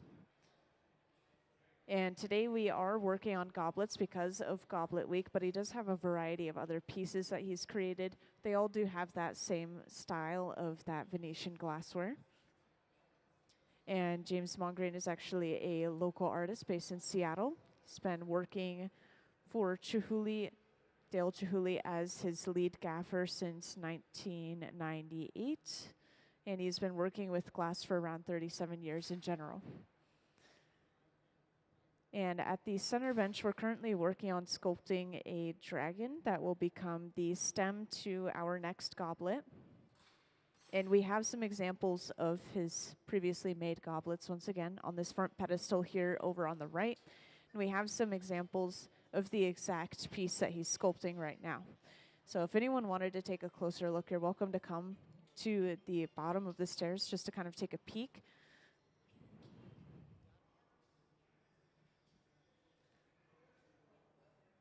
And we've actually already created the bowl or the drinking portion of our goblet, and this has been set aside in the garage, this large silver box right here. So later on, you'll see us pull it back out and attach it to the top of this stem to be able to create our singular goblet. And if anyone has any questions throughout the process, and this applies to the entire audience, feel free to just raise your hand and I'll come right over. And something else to mention is you'll notice that we have some color in the stems of these goblets, and this is actually just being created from gold foil. So they're taking the fresh, hot molten glass and they're rolling it in the gold foil that's coming from this small black box on the right of the hot shop. And this will create kind of a sparkly gold appearance to the body of our sculptures.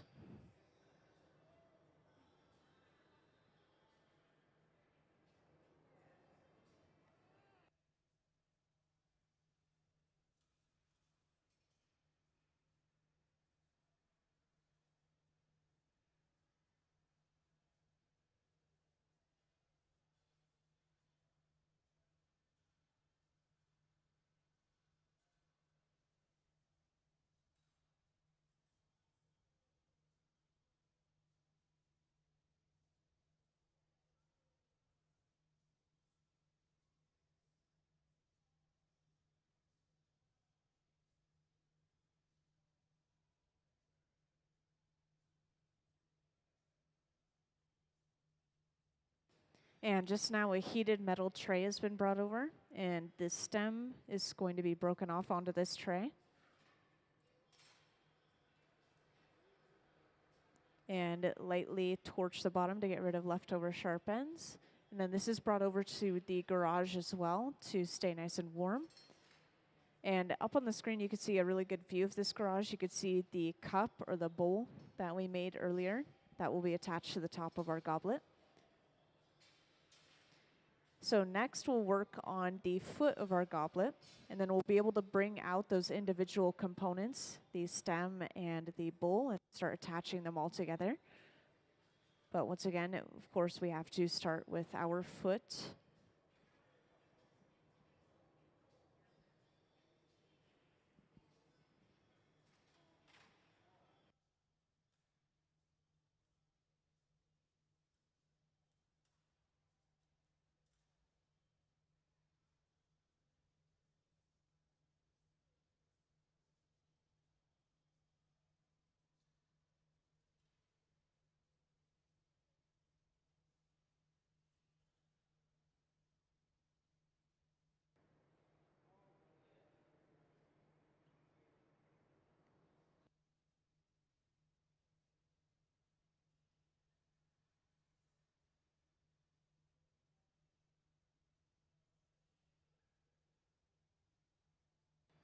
So we've created another small clear bubble, and this has been pushed into a small mold on the floor.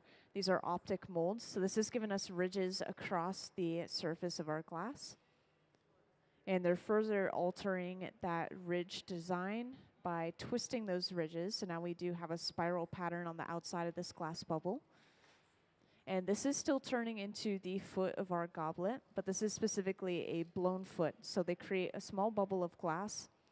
They're going to drop it onto the end of that pipe that they were just working with beforehand. This pipe here.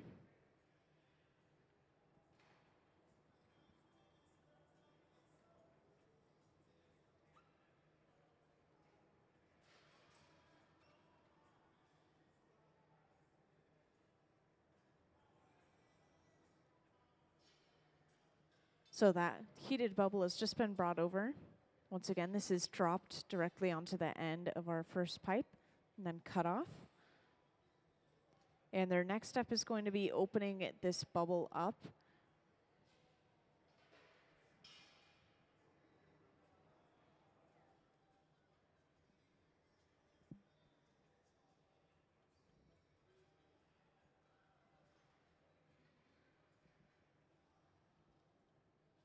And to open this up, we're going in with that same pair of jacks, these two metal blades here, and creating a divot in the glass. And as you can see, it's not cinched all the way down, so air can still pass in between these two sections of the bubble. So when we break this end section off, this opens up a hole into the larger section left behind.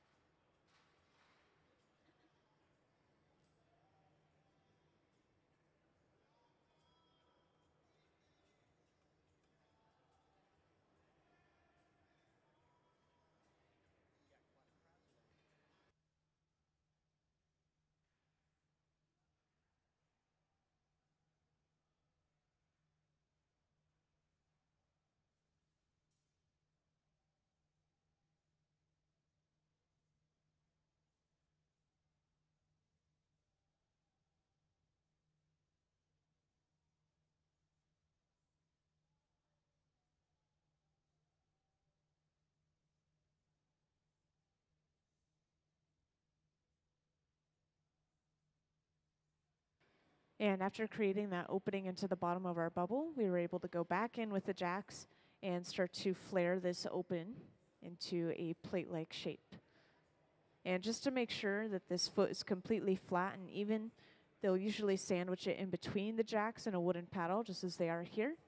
Just making sure that it will sit straight on an even surface, such as the table.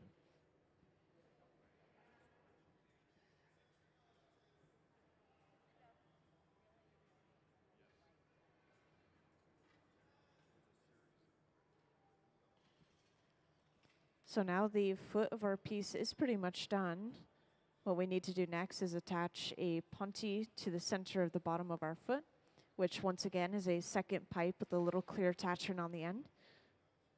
So that punty has just been brought over and attached to the center of the bottom of our foot. And this allows us to break the foot away from its original pipe. So now we have access to the top of our foot where we're going to place the stem. And we'll be able to start assembling this entire goblet.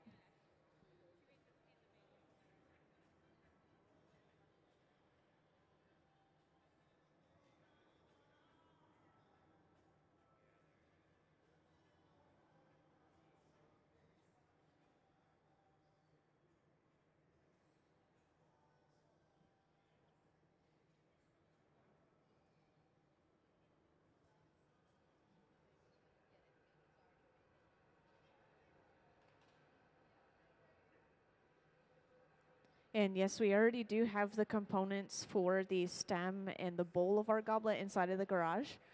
So all we have to do is pull them out, heat them up a little bit, and then attach them all together.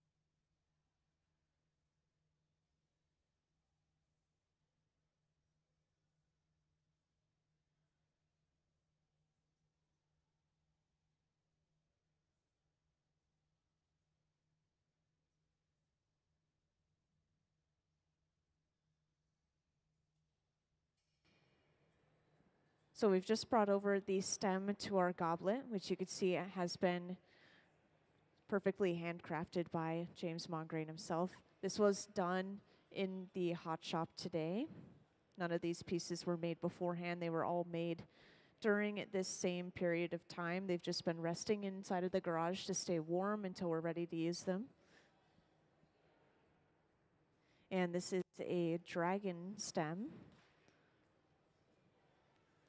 And now that we have the dragon on our foot, we'll just need to attach the bowl of our goblet, once again the drinking portion, to the top, and this piece will be pretty much done.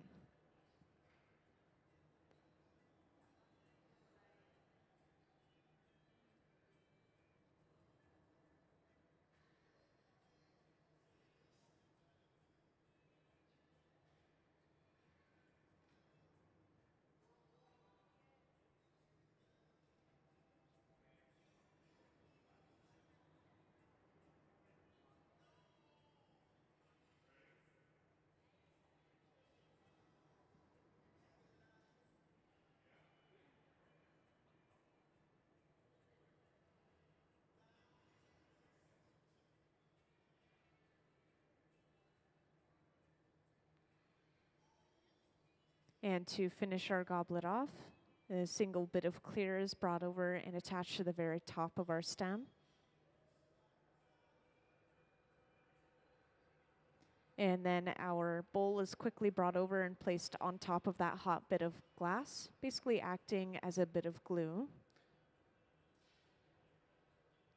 And once this connection is secure, we have all of our pieces assembled together and we have one goblet. Next, they briefly go in and they just make sure everything is straightened out and evened out before they completely break this piece off the pipe to put it away.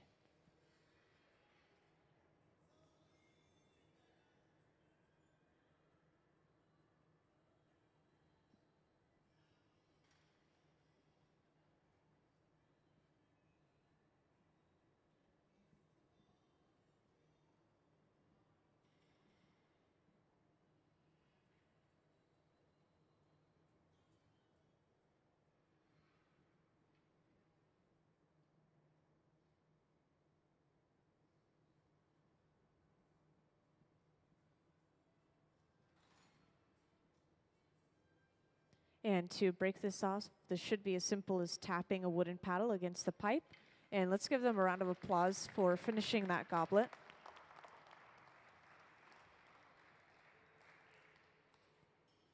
And this is going inside of the annealer. This large black box will keep everything inside of it at around 950 degrees Fahrenheit.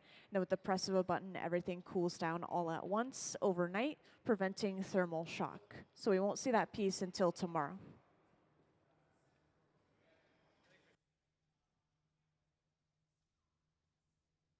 And we will be making one more small glass object.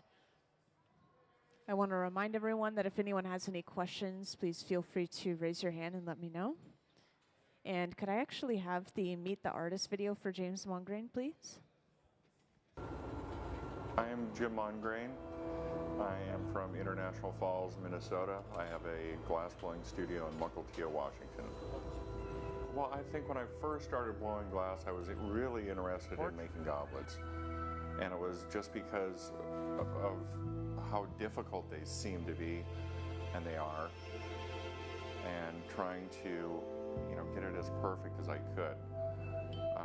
And then I spent a lot of years, and I still am, working for Dale, and he's got a totally different aesthetic, which was different and a little bit difficult at first to understand and appreciate, everything he was trying to teach me. But when I opened myself up to it, it opened so many doors to how I work with glass and how I look at it and appreciate it.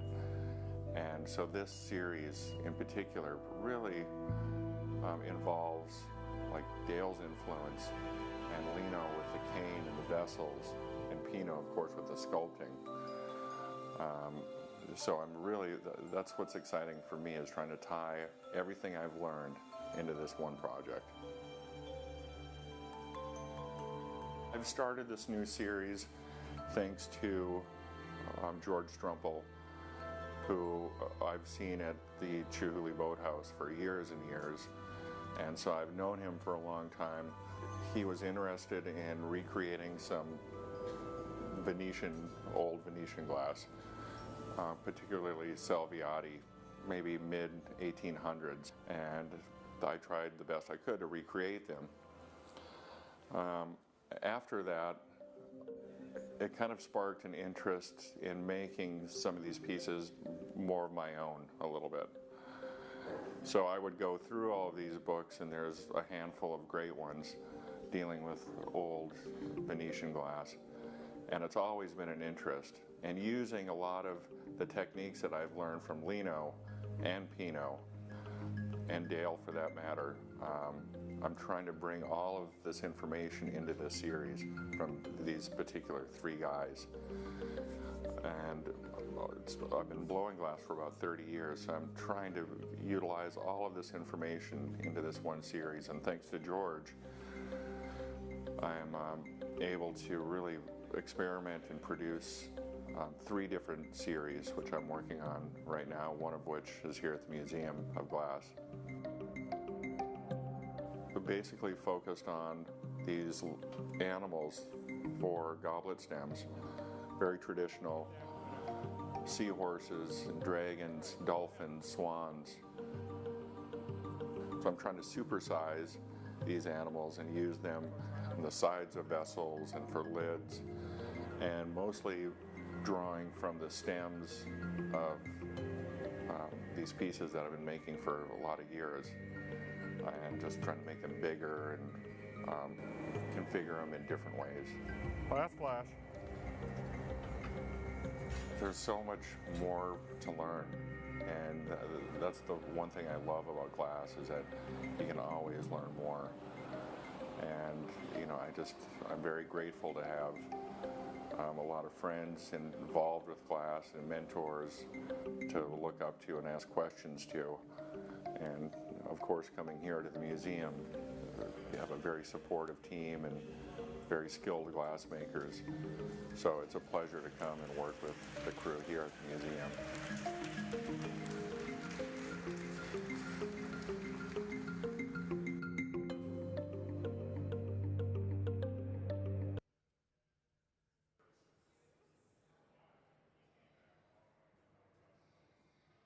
So welcome to those who just joined into the hot shop or recently joined us in the hot shop.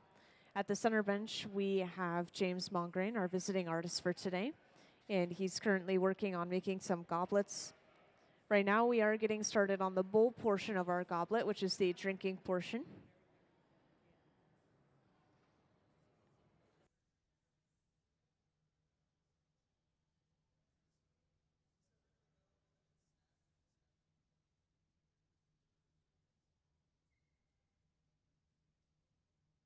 And it looks like we've just attached the punty to the bottom of this bubble here, allowing us access to the other side of our bubble. So we'll be able to open this up into a cup shape pretty soon.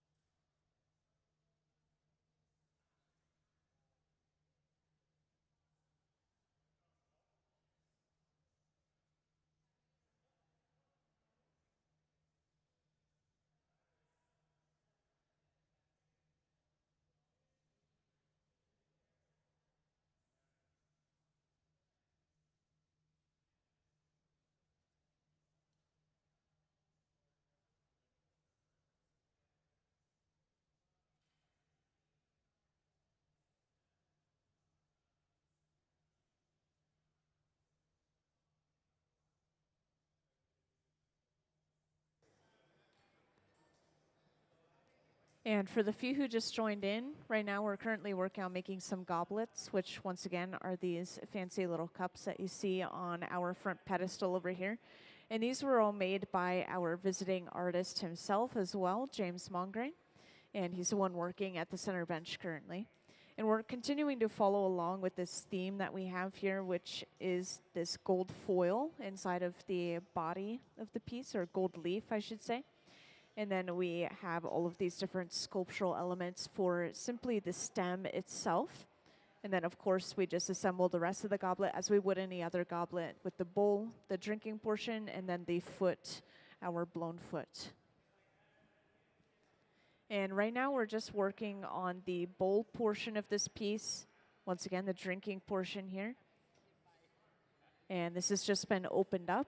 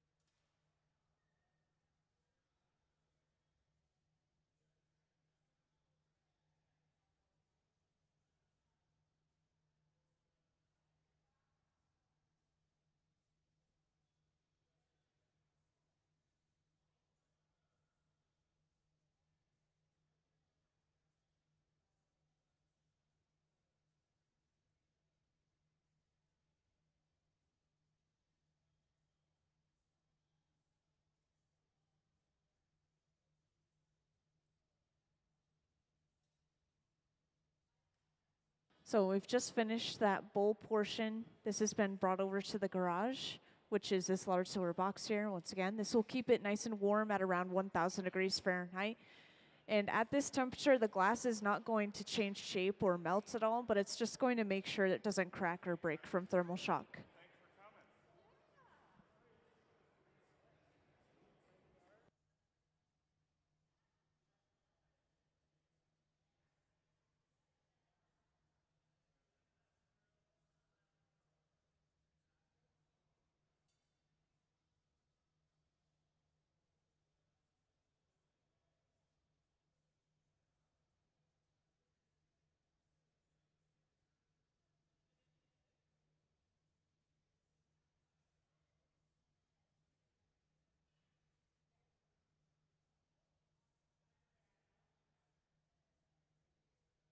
All right, so we will be gone for about an hour starting from now for our little lunch break here.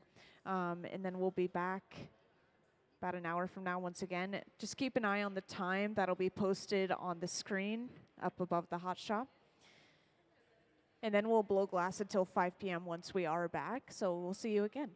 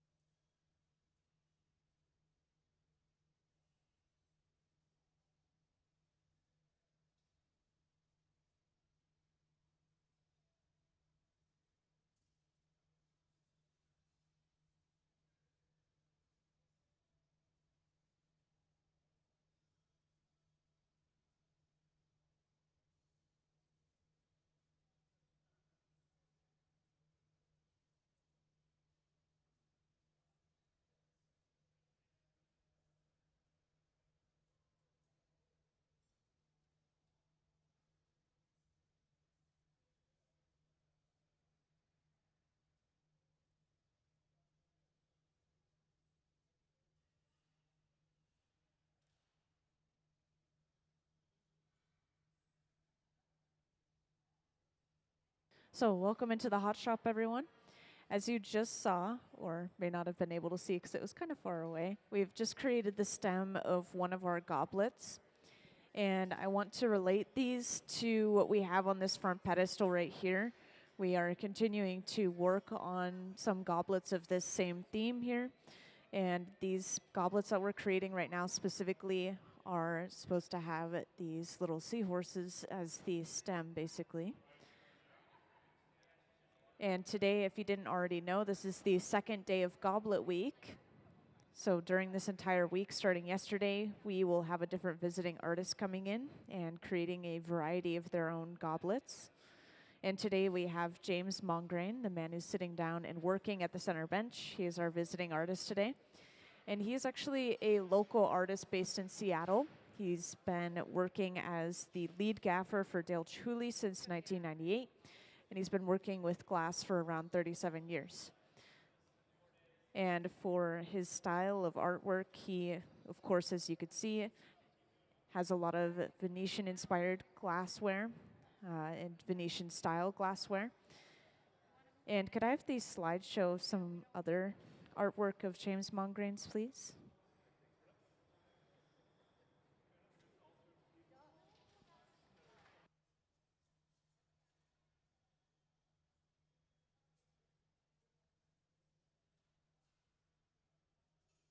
So up on the screen, I want to point out this slideshow going on. Take a look at some of James Mongrain's other work.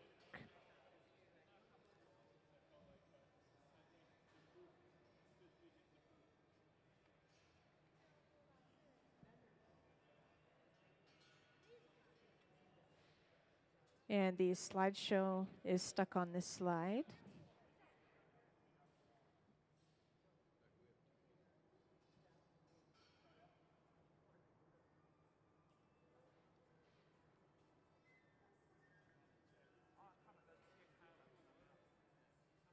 Now, I do want to mention real quick at the center bench, we are continuing to work on a singular goblet. This is the foot portion of our goblet that we're creating right now. And once again, we've already created the stem of our goblet, and I believe we may have already created the drinking portion of our goblet, which we call the bowl.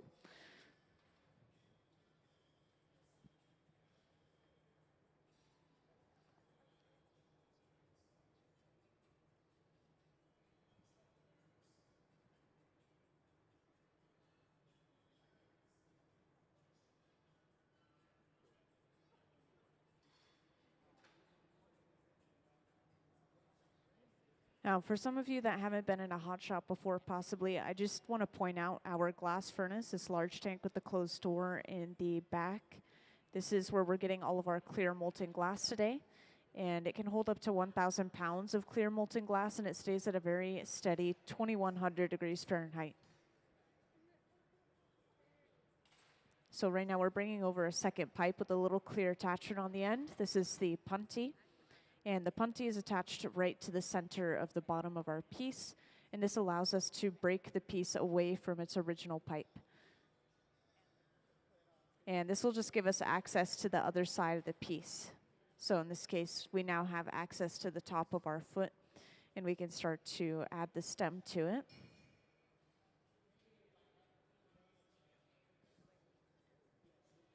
And our next furnace that I'll point out, this one at the center bench here, we're using for reheating. And this runs between 21 and 2,300 degrees Fahrenheit, most likely at a little bit of a lower temperature inside of that range, because we are working with pretty small, delicate pieces of glass. We want to heat things up relatively slowly.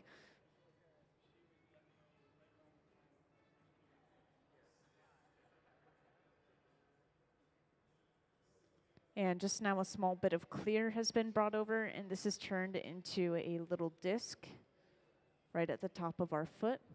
And this is where we're going to place our stem right on top of it, which you saw them sculpting earlier when you came into the hot shop.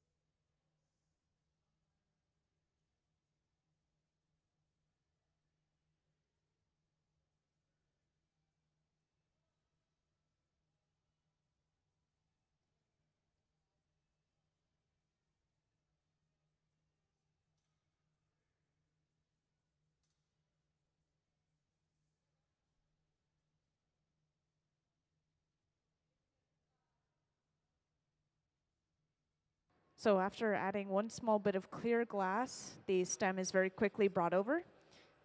And once again, this is a sort of seahorse sculpture here for our stem. And this will be the entire stem, if I didn't mention already.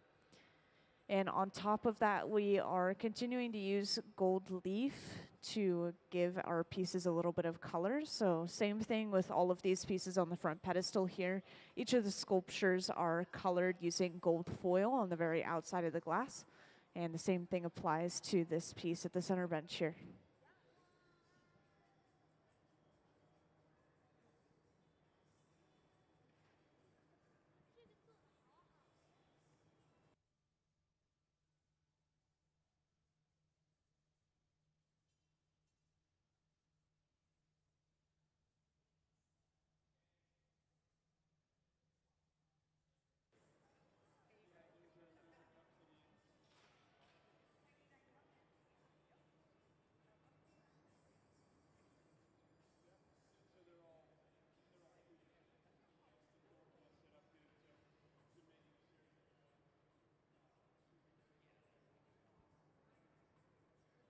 And our next step, of course, is going to be adding a small bit of clear to the very top of our stem, and then very quickly bringing over the bowl portion of our goblet, the drinking portion.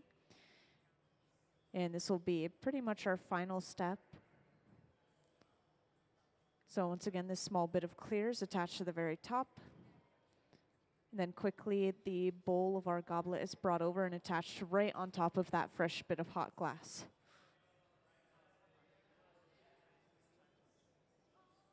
And after this, we have our goblet entirely assembled. We just have to make sure that everything is straightened out and evened out before we put this goblet away.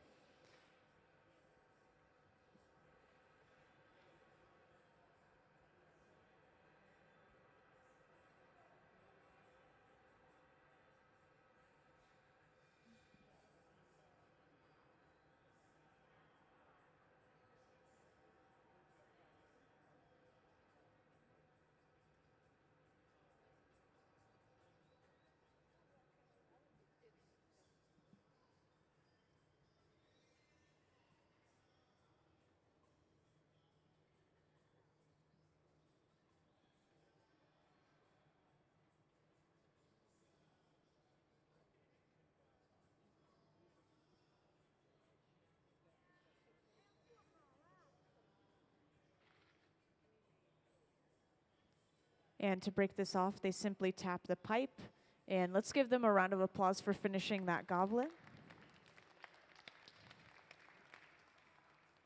All right, so this goblet is going inside of the annealer, the large black box over on the left wall. This will slowly cool this piece of glass down at least overnight so it doesn't break from thermal shock. So we won't see this piece until tomorrow. And we will hop right into the next goblet pretty soon here. We're continuing to work at the center bench. And for those who recently joined, since I do see a few new faces here and there, I want to give a little overview real quick as to what we have going on today. So today is the second day of Goblet Week here at the museum. It started yesterday. Each day of this week, we have a different visiting artist coming in and creating their own variety of goblets, which you can see on this front pedestal. These are our current visiting artist, James Mongrain's goblets here. And we're continuing to follow along with that same theme. And so these goblets are a really good reference as to what you'll be seeing throughout the day. And our visiting artist, James Mongrain, he is a local artist based in Seattle. And he's actually the lead gaffer for Dale Chihuly since 1998. He's been working with glass for around 37 years. And once again, I just want to point him out, the man at the center bench in the blue shirt.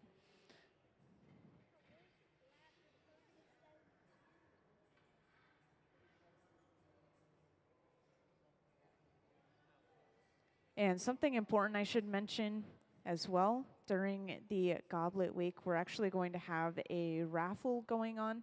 And so when you first came into the hot shop, there's this little display case right there. And inside of that display case is exactly what's being raffled. We also have another example down on this front pedestal. It's a hand-blown glass bottle that will be signed by all of the visiting artists during this week. a bottle of wine, and 2 handmade goblets made in this hot shop here. And the raffle tickets are $20, by the way. I think that the raffle itself will be happening on Saturday. They'll be drawing the name.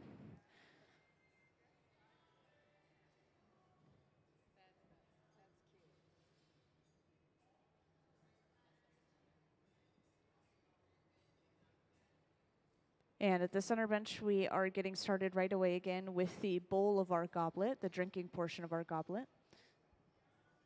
And this texture that you see on the surface of the glass, I just barely missed when they were applying this, but we got the texture from an optic mold on the ground, and the optic mold just has a design on the inside of it that is imprinted on the glass when we stuff the glass bubble inside of it. And do we have an example of an optic mold that we could put up on the screen?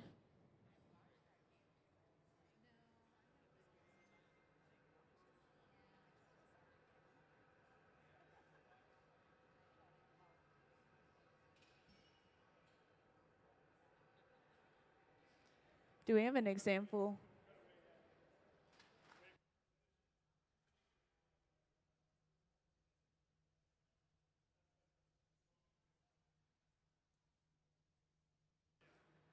And they've just added 2 bits of clear glass to the very bottom of the bubble. I want to point out this is the Avolio. This is the connecting point between the bowl of our goblet and the stem of our goblet.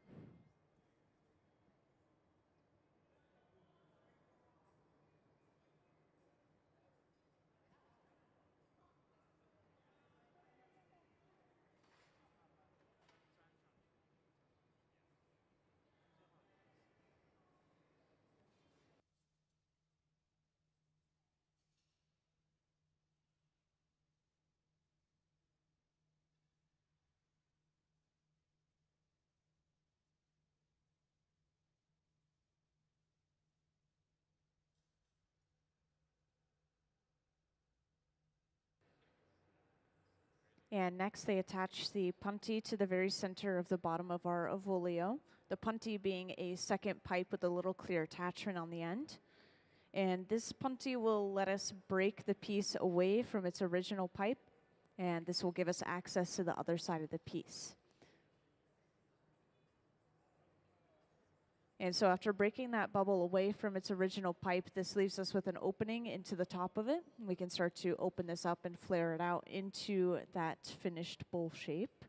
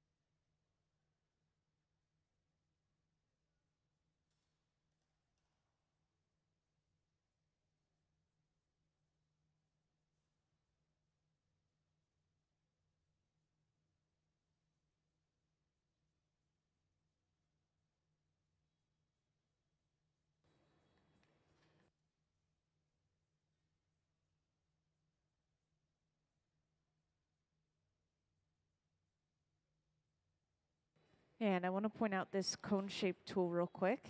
That is the Sophía. And you saw that the cone will go into the opening of the piece. It blocks that opening off, allowing us to blow a little bit more air into the piece and kind of re-expand the glass.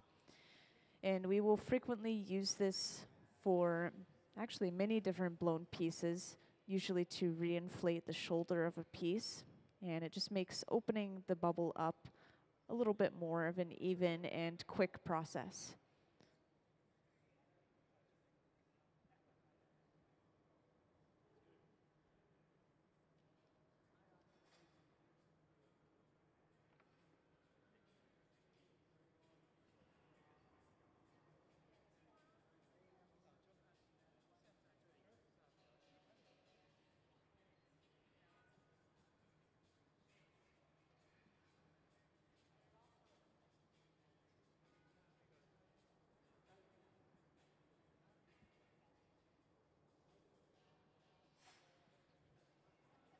And could I have the anatomy of a goblet diagram real quick, please?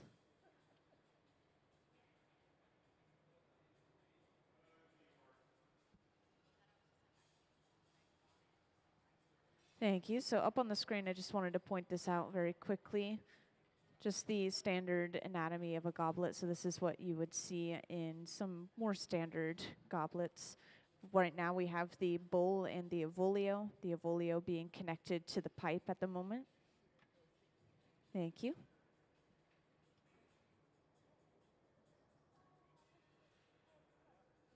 And right now we're cutting at the connection between the pipe and the Avolio using a pair of shears. And then we'll knock this off, and this will be carried over to the garage, this large silver box right here on the floor. And for anyone who hasn't seen that yet, this box, anything we put inside of it will be kept at around 1,000 degrees Fahrenheit, and this will prevent any cracking or breaking from thermal shock. But the temperature is also not hot enough to melt or change the shape of the glass, so it can sit continuously in there for a little while as we prepare the rest of the goblet, then pull it back out and attach everything together.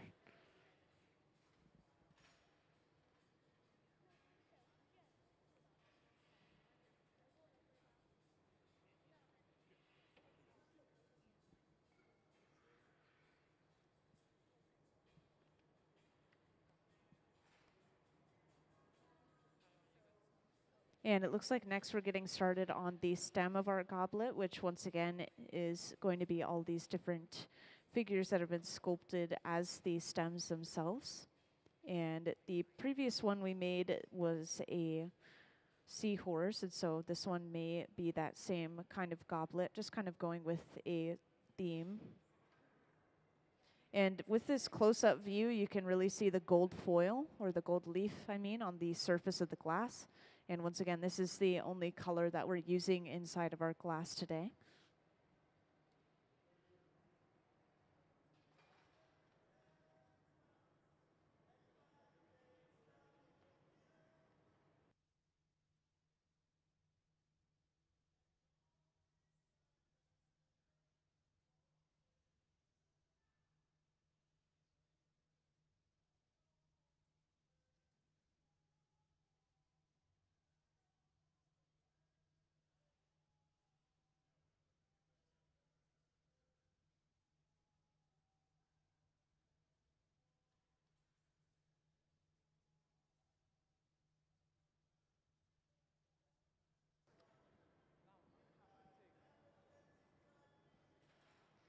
And to lengthen the shape of this bubble that they already had, James is going in with a pair of diamond shears.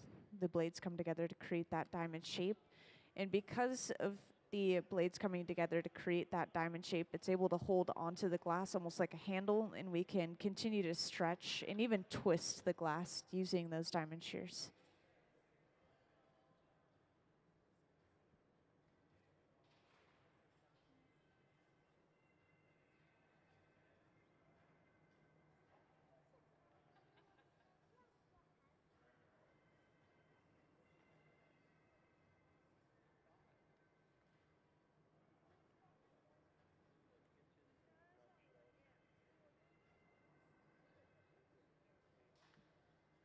And next we're going to be using this contraption up in the front here. And this is going to apply a wrap of clear glass all the way around the bubble, from the pipe all the way to the bottom here. This will create perfectly evenly spaced rings of clear glass around the piece. Or you could even say a spiral.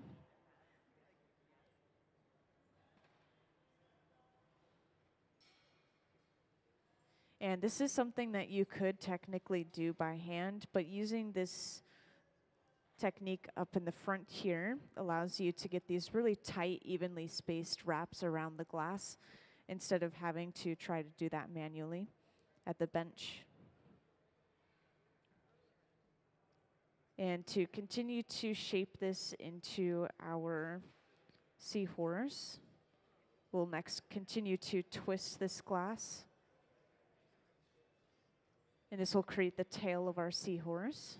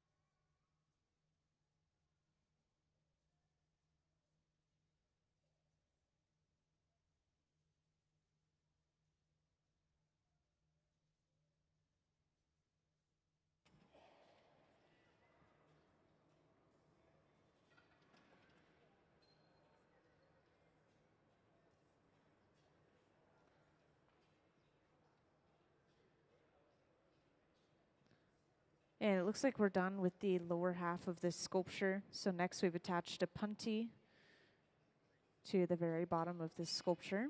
And then to break the piece away from the pipe, sometimes you'll see them apply a little bit of water, which is causing some purposeful cracking and breaking in that small area of the glass.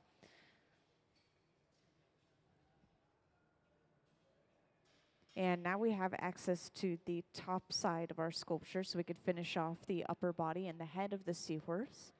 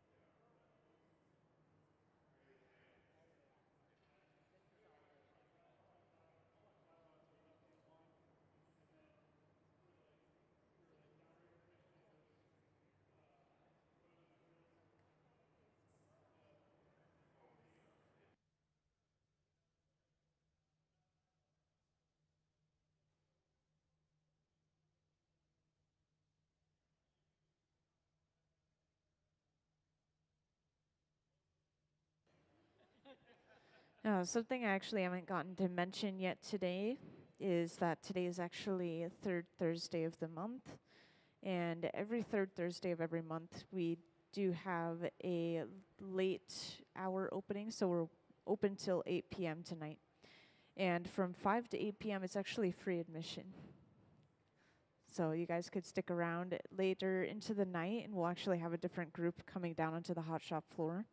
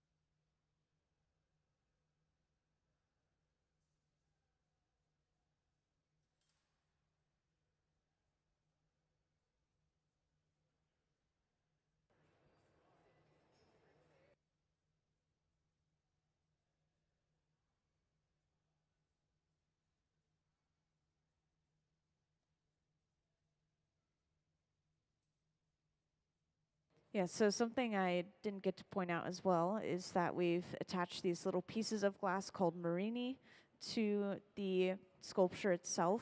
And these are really small. Some of you may have seen that the sculpture now has eyes. And once again, these are called Marini. Basically, they took a rod of glass. They had to create this rod of glass, most likely, too. It has different layers of color inside of it. This one is a very simplistic sort of shape, which is a circle inside of a circle. And this is creating the eyes, of course. So when you chop up this rod of glass into small discs, it reveals that image inside. And do we actually have a little Marini diagram that I could show off? Just a simple one is fine.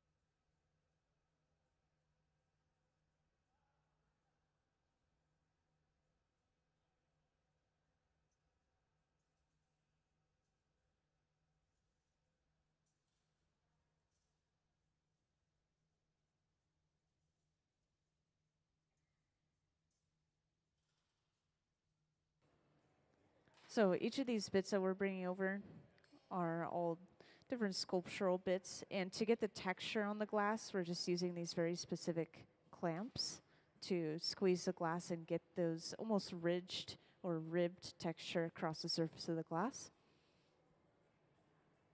And each of these bits, it looks like, has the gold foil across the surface as well.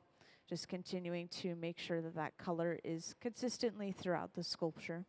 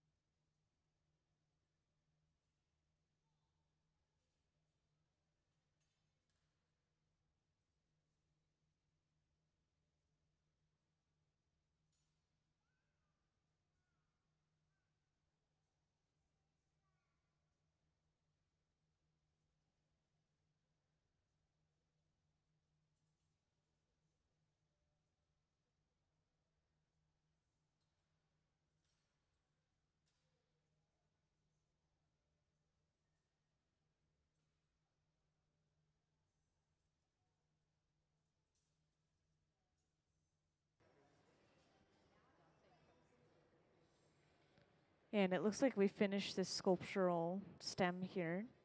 So once they're done with this, this will be broken off onto a heated tray. And this will be set aside just like our bowl portion of the goblet, the cup portion, inside of the garage where it will stay nice and warm until we're ready to use it. And our final step is going to be creating the foot of our goblet. And then we'll be able to start pulling those individual components back out and attaching everything together all at once to finish that goblet back off. And up on the screen, you can see a good view of our garage as well as the bowl that we made earlier inside of it.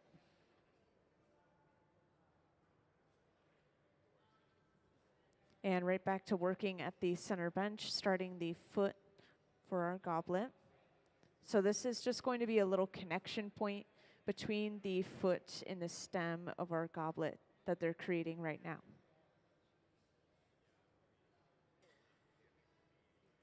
And to create the foot, this is specifically going to be a blown foot, so they're going to blow a small clear bubble.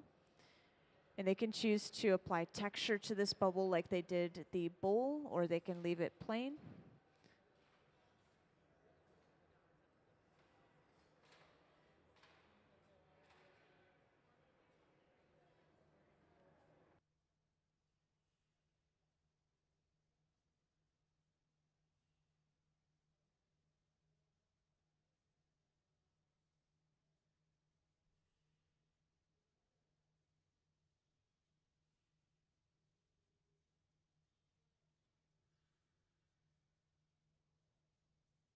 And it looks like we've stuffed that bubble into the same mold that we used for our bowl. So we will continue to have this same texture throughout our goblet in just a couple of places, tying these pieces together. So what they did is they just sectioned that bubble off. That little divot they created is going to be the breaking point where they break the bubble off. And this is going to be heated up and then directly dropped down onto the bottom of this connection point. You can see they're holding the pipe up in preparation.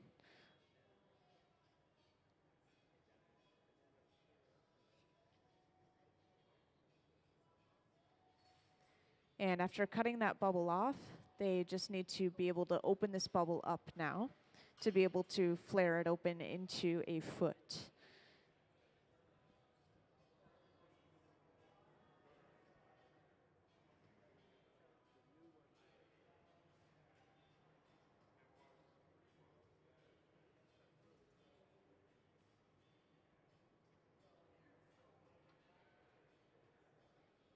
And to open this bubble, James is going back in with that same pair of jacks, these two metal blades, and creating a divot in the bubble.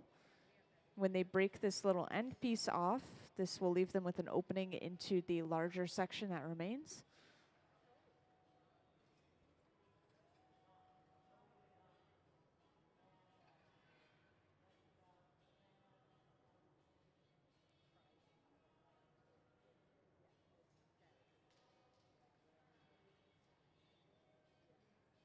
So there, they've just broken off that end piece, and this leaves them with a small opening into the bubble on the bottom of our pipe.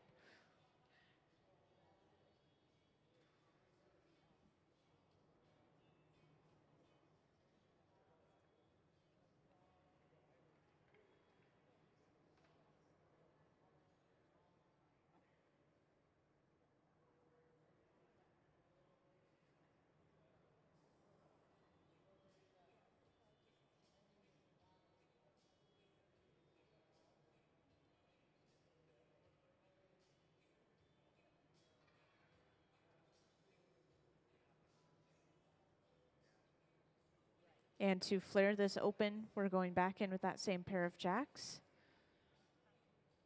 And once again, those close-up angles up on the screen really give us a good idea of what this looks like.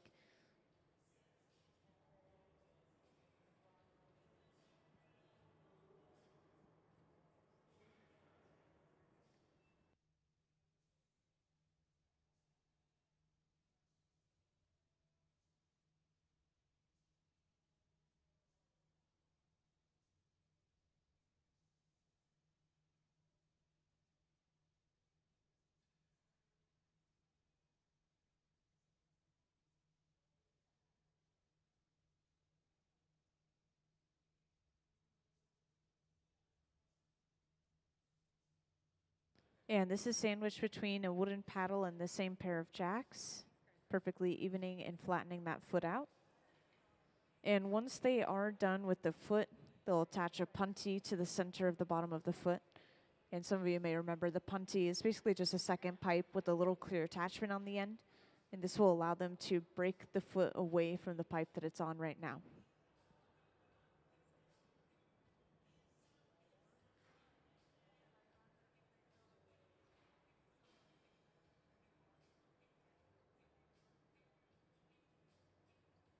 So that puntee has just been brought over, once again attached to the center of the bottom of our piece.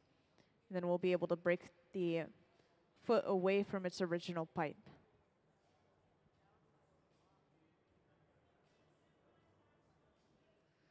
So now we have access to the top of the foot. This is where we're going to attach the stem, of course.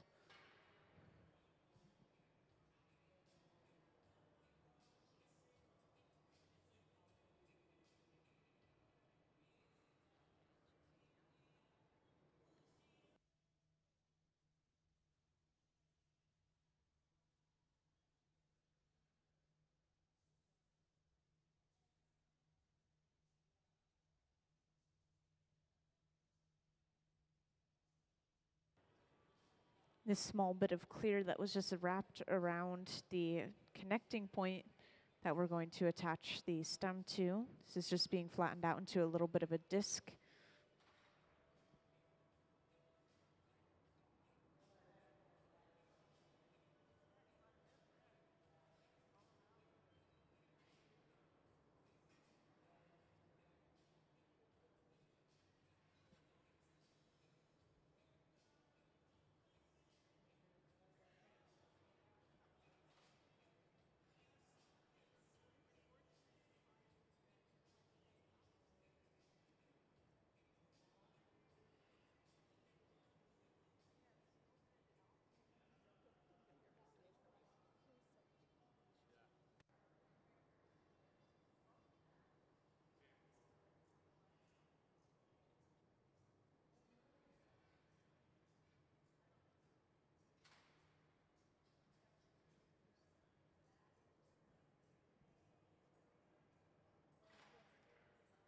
And one more bit of clear is brought over and placed right on top of that disc they just created.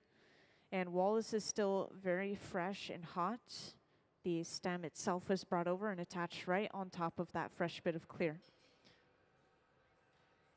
And for anyone that wasn't here when they were sculpting the stem, once again, this is going to be the entire stem itself, the sculpture that's right here, and this is a seahorse.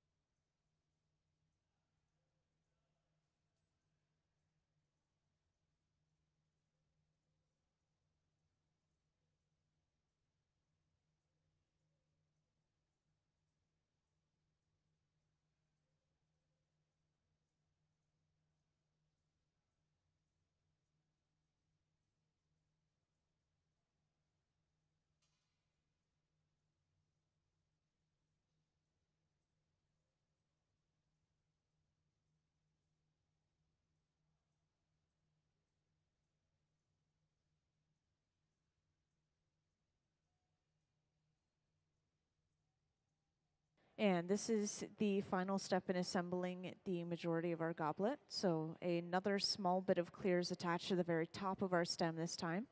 And once again, while this is fresh and hot, the bowl of our goblet is attached right on top. So now this is every piece of our goblet assembled together. Our final steps are just going to be making sure that everything is straight and even before getting ready to put this piece away.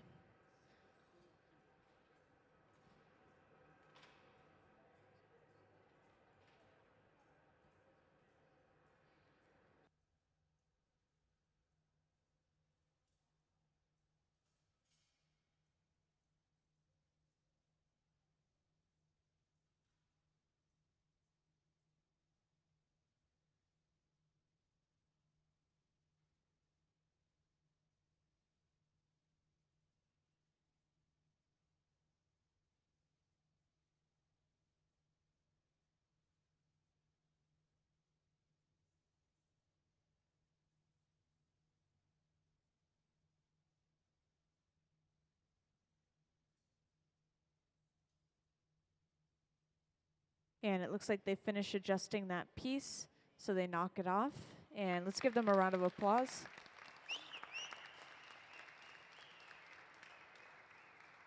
And when that piece is finished, this is placed inside of the annealer, the large black box over on the left wall. And this is one of many that we have, honestly. But this is going to keep it inside of there at around 950 degrees Fahrenheit. And then with the press of a button, everything inside of there will cool down all at once, usually overnight, if not longer, depending on the thickness of the glass. And since you guys are relatively new, some of you in the audience, I do want to show off a little video that talks about James Mongrain, our visiting artist, once again. And could I have that little artist introduction video, please? I am Jim Mongrain. I am from International Falls, Minnesota. I have a glassblowing studio in Mukilteo, Washington.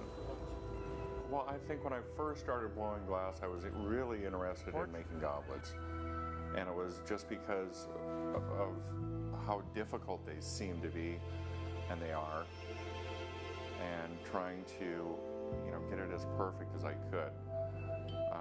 And then I spent a lot of years, and I still am, working for Dale, and he's got a totally different aesthetic, which was different and a little bit difficult at first to understand and appreciate, everything he was trying to teach me. But when I opened myself up to it, it opened so many doors to how I work with glass and how I look at it and appreciate it.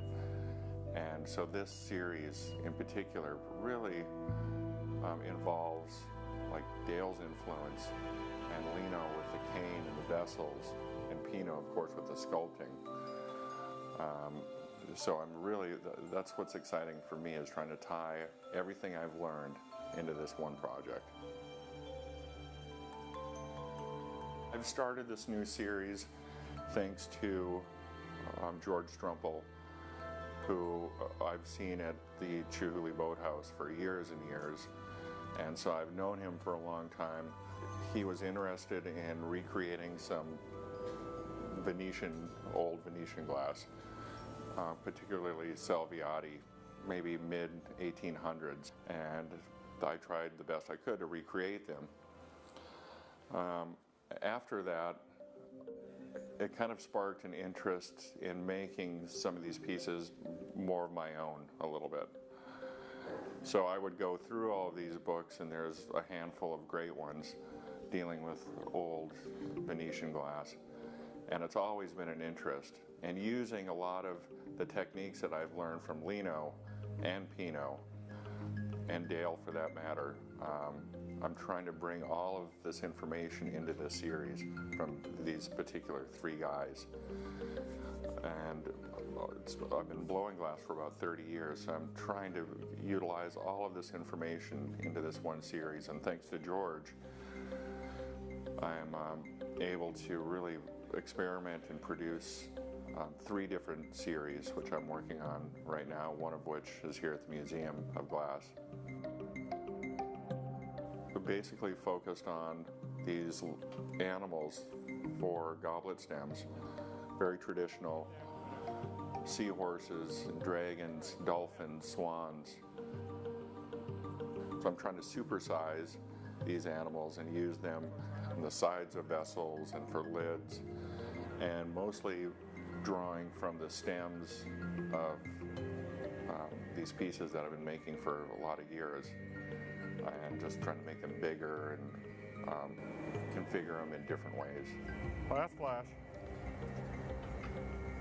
There's so much more to learn, and that's the one thing I love about glass, is that you can always learn more. And I'm very grateful to have a lot of friends involved with glass and mentors to look up to and ask questions to. And of course, coming here to the museum, we have a very supportive team and very skilled glassmakers. So it's a pleasure to come and work with the crew here at the museum.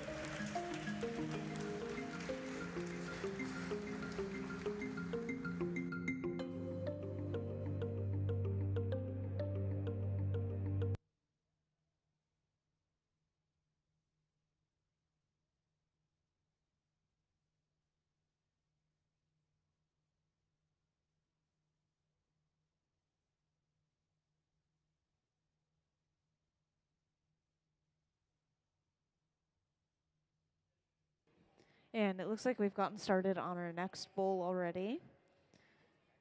And it looks like we've used that same mold as last time.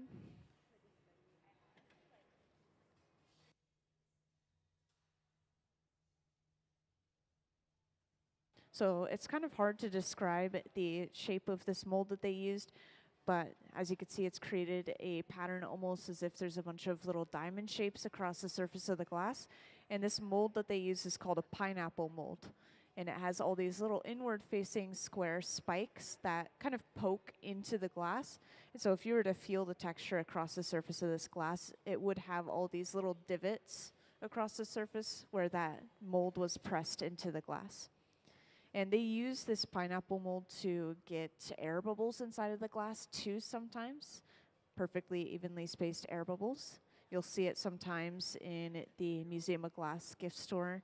They'll have some pieces that use the pineapple mold in that way.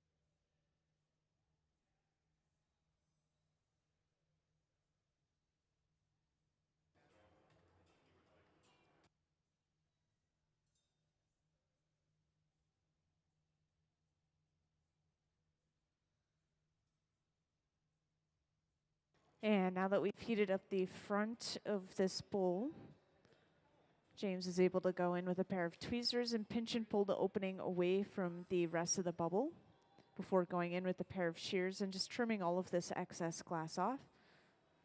This is something you'll see them do for many different blown pieces. They always trim off that excess glass around the opening of the piece, since that connecting area tends to be a little bit thicker and the break isn't always perfectly even.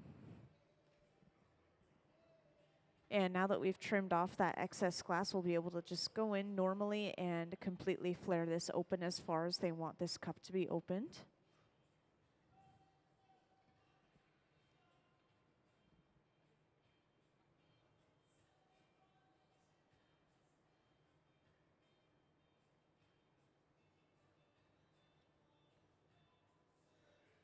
And sometimes while opening the piece up, you'll see them just paddle the lip.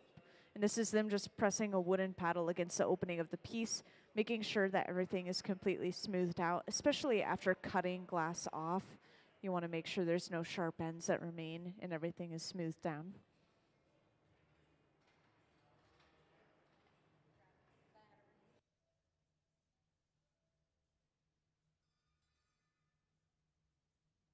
And once again, going in with that Sophía, this cone-shaped tool. And for anyone that didn't see that last time,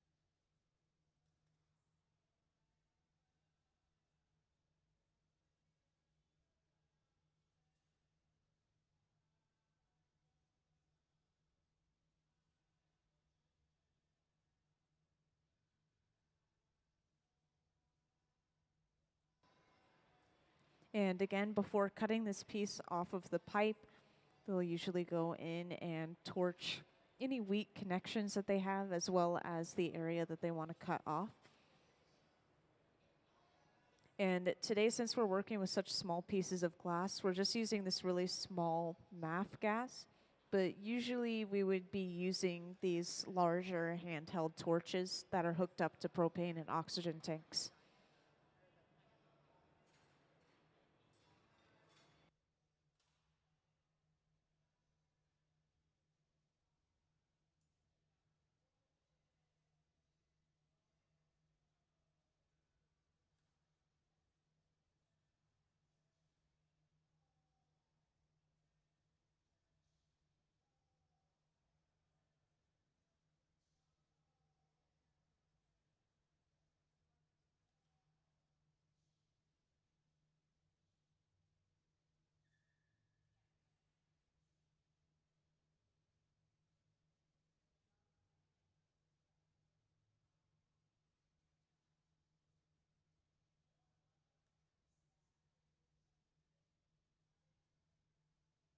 So once again, after that connection is heated up, they go ahead and cut at that connection with a pair of shears before breaking this off onto a heated tray, or actually, before picking it up with a heated fork in this case. And this is carried over once again to the garage, this large silver box here. to stay nice and warm at around 1000 degrees Fahrenheit as we complete the rest of the goblet.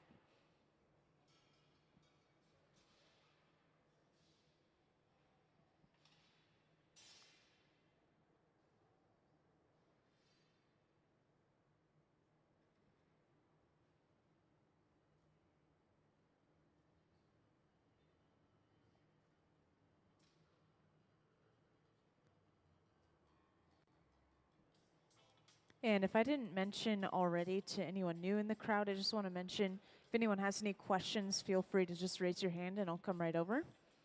And that could be questions about our visiting artist, once again, James Mongrain, sitting at the bench. Could be questions about the glass process. Could be questions about the building we're inside of. Anything is fine.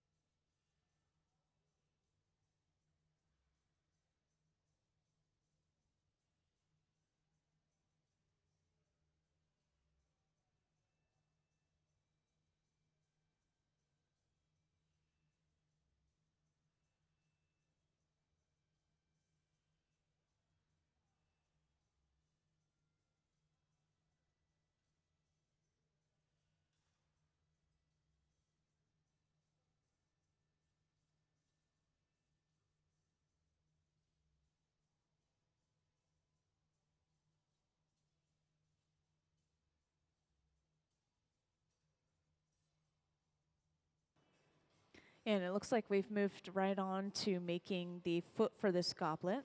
So once again, we've stuffed that clear glass bubble into the same pineapple mold that we used for the drinking portion of our glass. And next we'll open this bubble up and turn it into that foot.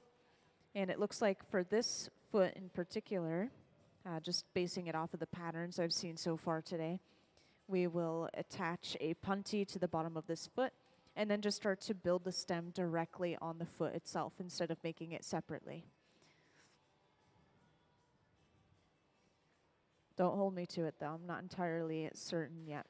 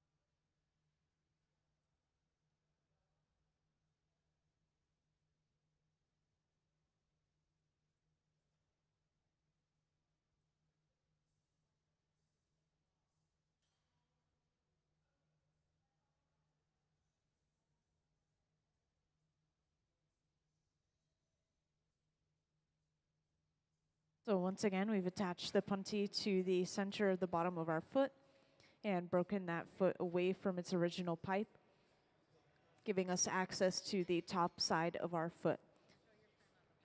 And for this one in particular, like I said earlier, I believe that we will be directly building the stem off of the top of this foot.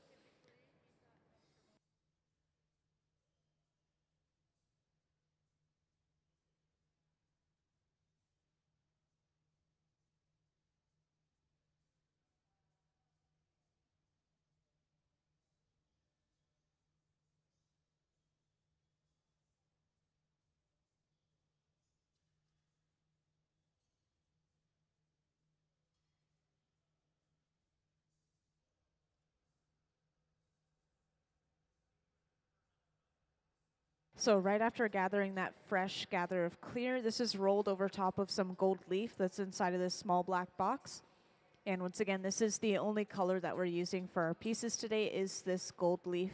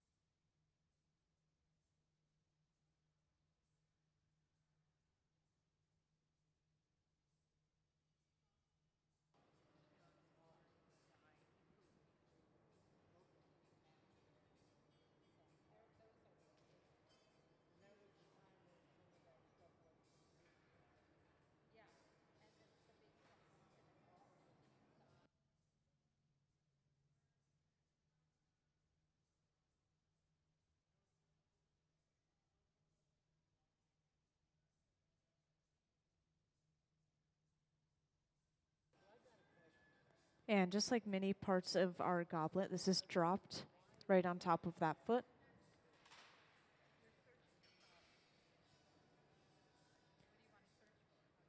And this is where our visiting artist himself will hand sculpt these individual components for our goblet, the stem itself. And it looks like they've just brought over 2 little pieces of Marini, which once again are these rods of glass that when they cut open into a disc, it reveals an image inside. In this case, we just have a little black circle inside of a larger yellow circle to create the appearance of an eyeball. And so we've just attached 2 of these to our sculpted bit of clear glass, creating 2 eyes for our piece.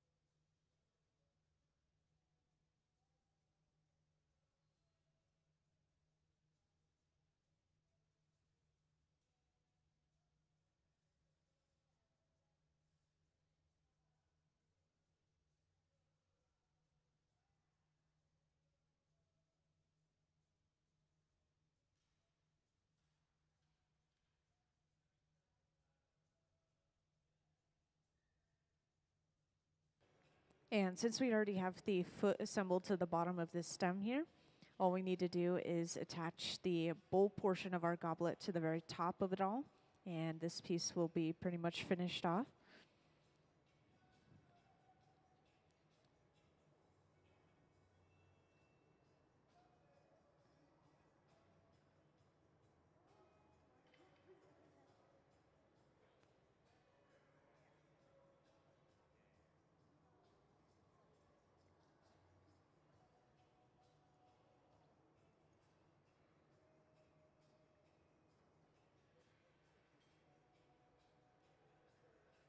And once again, bringing over this small bit of clear.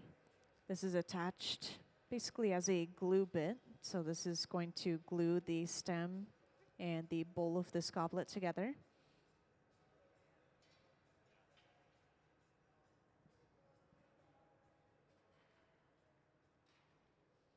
And just like that, this goblet has been assembled. Their last steps are just making sure everything is straightened and evened out before getting ready to put this piece away.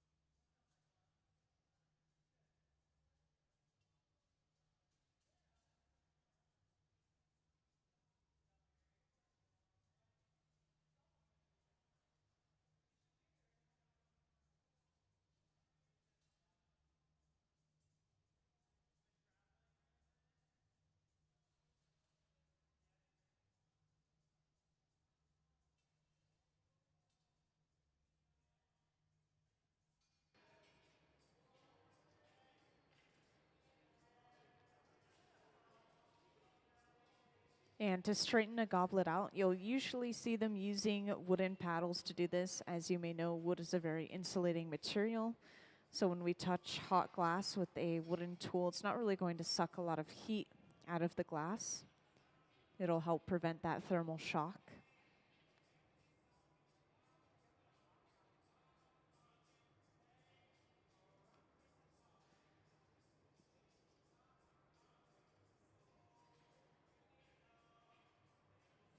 And after finishing this piece off, all they do is they tap the pipe, and that breaks that goblet cleanly off.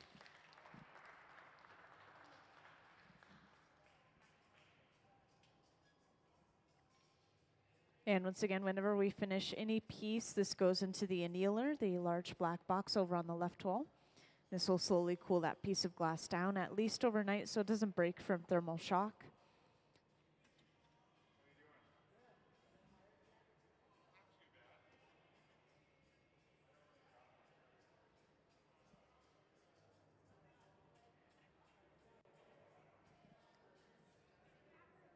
And for those who just joined in, since there are a few new faces in the crowd, once again, today we have a visiting artist, James Mongrain. And this is the second day of Goblet Week. For the second day, we have James Mongrain making a variety of different goblets. This variety is seen on this front pedestal right on the right of the hot shop in the front here. And something that ties this theme together is that the only color we're using is a gold leaf that's within solid glass for the stem of our goblet. And then the rest of the goblet will be clear. And this is all happening at the center bench. This is the only furnace we have on right now for reheating the glass, so we will continue to work at the center bench.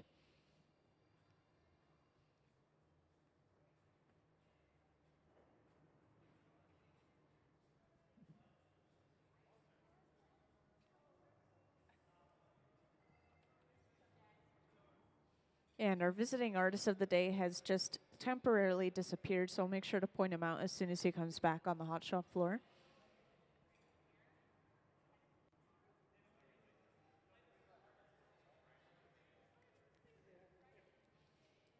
And while we are just getting started on our next goblet, I'm going to play a video that talks about our visiting artist, James Mongrain. So could I have James's Meet the Artist video, please? I am Jim Mongrain. I am from International Falls, Minnesota. I have a glassblowing studio in Mukilteo, Washington. Well, I think when I first started blowing glass, I was really interested in making goblets. And it was just because of how difficult they seem to be, and they are, and trying to, get it as perfect as I could. And then I spent a lot of years, and I still am, working for Dale, and he's got a totally different aesthetic, which was different and a little bit difficult at first to understand and appreciate, everything he was trying to teach me. But when I opened myself up to it, it opened so many doors to how I work with glass and how I look at it and appreciate it. And so this series in particular really involves like Dale's influence, and Lino with the cane and the vessels, and Pino, of course, with the sculpting. So I'm really, that's what's exciting for me, is trying to tie everything I've learned into this one project. I've started this new series thanks to George Strumpel, who I've seen at the Chihuly Boathouse for years and years. And so I've known him for a long time. He was interested in recreating some old Venetian glass, particularly Salviati, maybe mid-1800s. And I tried the best I could to recreate them. After that, it kind of sparked an interest in making some of these pieces more of my own a little bit. So I would go through all of these books, and there's a handful of great ones dealing with old Venetian glass. And it's always been an interest. And using a lot of the techniques that I've learned from Lino and Pino, and Dale for that matter, I'm trying to bring all of this information into this series from these particular three guys. And I've been blowing glass for about 30 years, so I'm trying to utilize all of this information into this one series. And thanks to George, I'm able to really experiment and produce three different series, which I'm working on right now, one of which is here at the Museum of Glass. Basically focused on these animals for goblet stems, very traditional: seahorses, dragons, dolphins, swans. So I'm trying to supersize these animals and use them on the sides of vessels and for lids, and mostly drawing from the stems of these pieces that I've been making for a lot of years, and just trying to make them bigger and configure them in different ways. Last flash. There's so much more to learn, and that's the one thing I love about glass, is that you can always learn more. And I'm very grateful to have a lot of friends involved with glass and mentors to look up to and ask questions to. And of course, coming here to the museum, we have a very supportive team and very skilled glassmakers. So it's a pleasure to come and work with the crew here at the museum.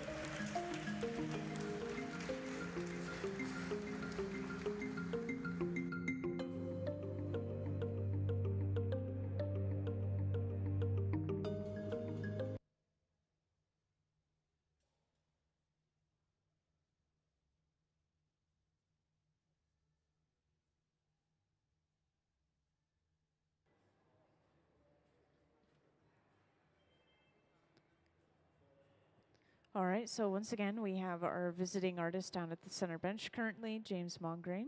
And that's that video that you guys just saw, talking a little bit about him and his previous residency that he had here at the museum.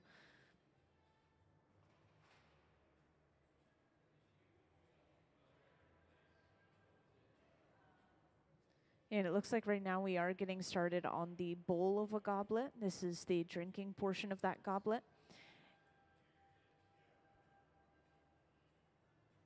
And we are going for a little bit of a taller shape this time rather than a squat wide glass. We'll have a taller drinking portion to our glass.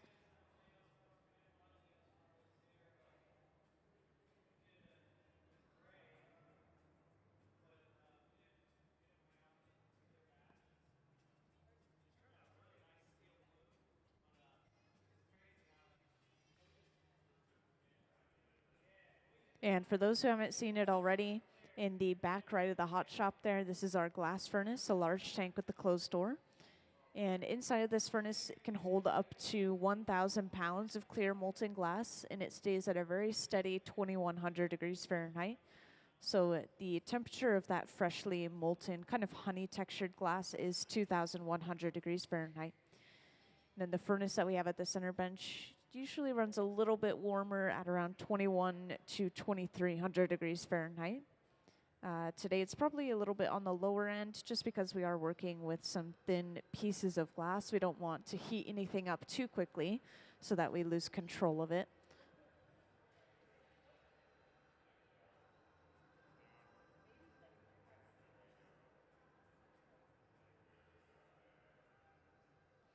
And just at the bottom of our bubble here, we've added 2 bits of clear glass that have come together to create something called the Avolio. And this is basically just a connection point between the drinking portion of our glass, the bowl, and the stem of our glass.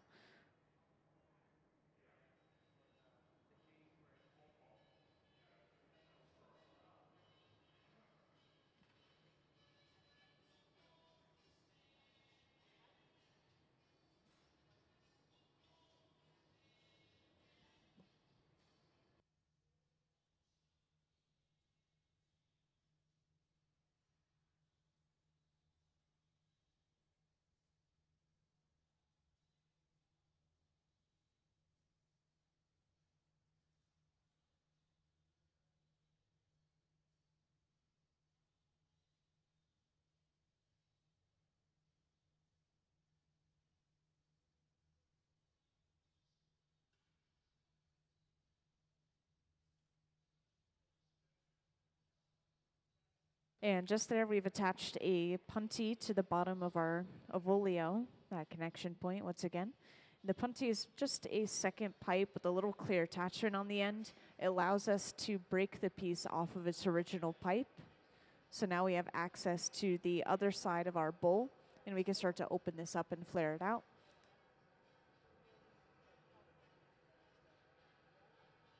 So now we'll just start focusing the heat on the front half of our piece. Since the back half of our piece is pretty much done, we'll be able to leave that alone.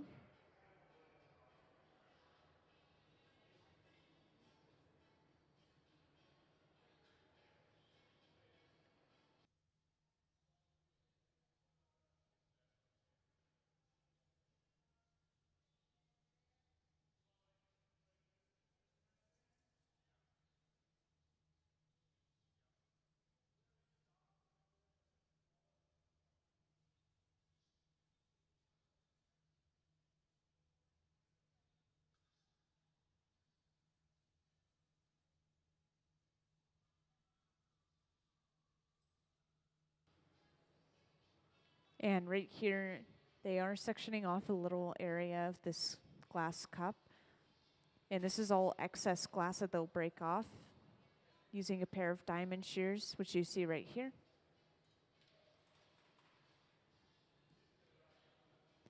Usually when breaking a piece off of its original pipe, that connecting area has some pretty thick glass as well as some unevenness to the breakage usually. And so they will always trim or break off some excess glass around the opening of the piece.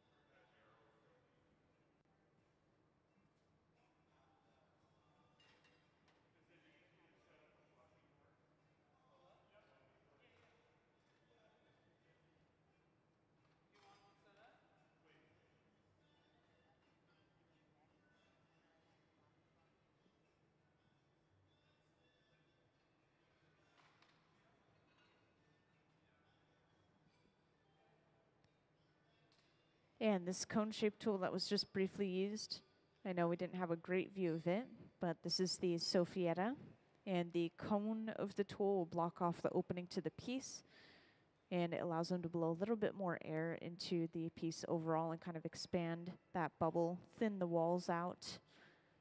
It'll make it easier for them to open this piece up evenly. And it looks like we are going to set up our first torch of the day. So usually when you come into the hot shop, you'll see us using these large kind of fluffy flame torch.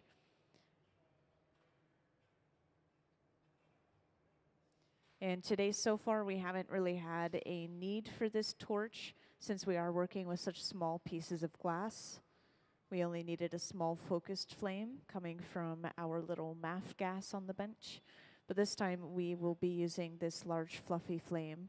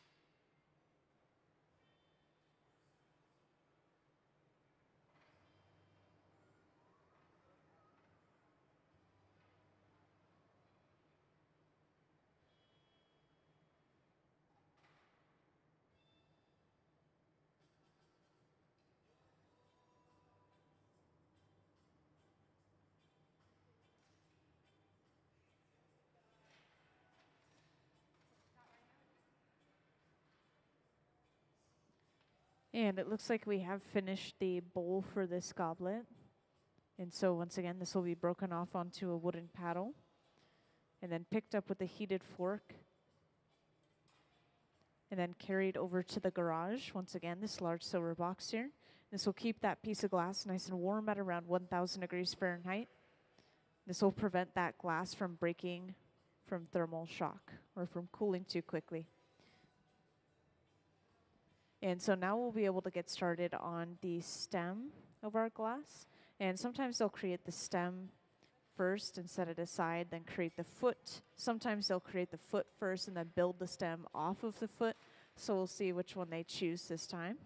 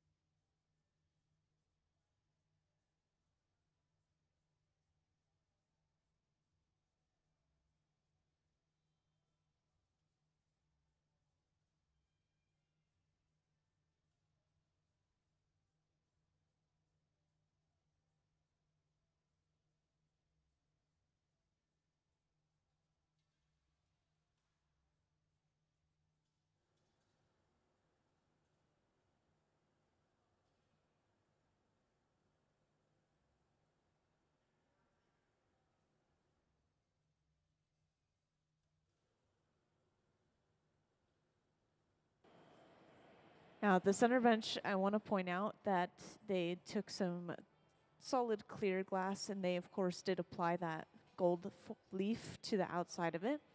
They stuffed it into a mold to get a texture across the surface of the glass, and then they were actually able to wrap that glass around a rod to get this kind of curly pattern in the glass. And from here, they've twisted it up just a little bit further, and this is going to be sort of like this goblet on the front pedestal here that has this very long twisted body shape, just like what we're creating right now. And that was the first of its kind today. Looks like they weren't quite happy with how it turned out, so we will see another attempt.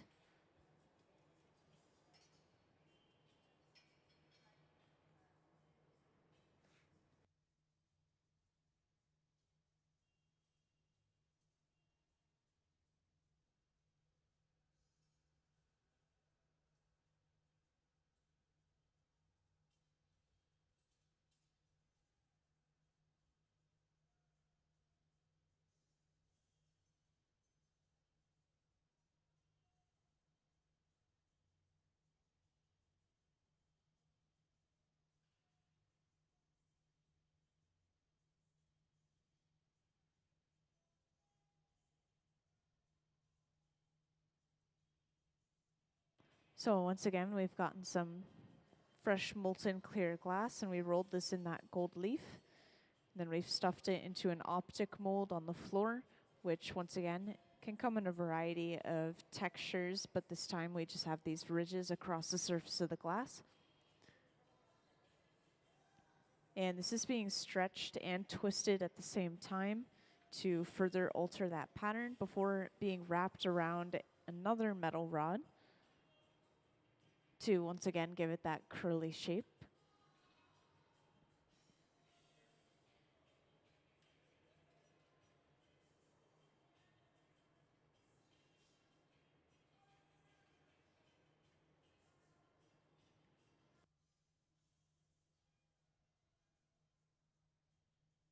And while the glass has maintained quite a bit of its heat still, they've taken that pipe out from inside of that curl, and they're now going to go ahead and start twisting this glass into a little bit of a different shape.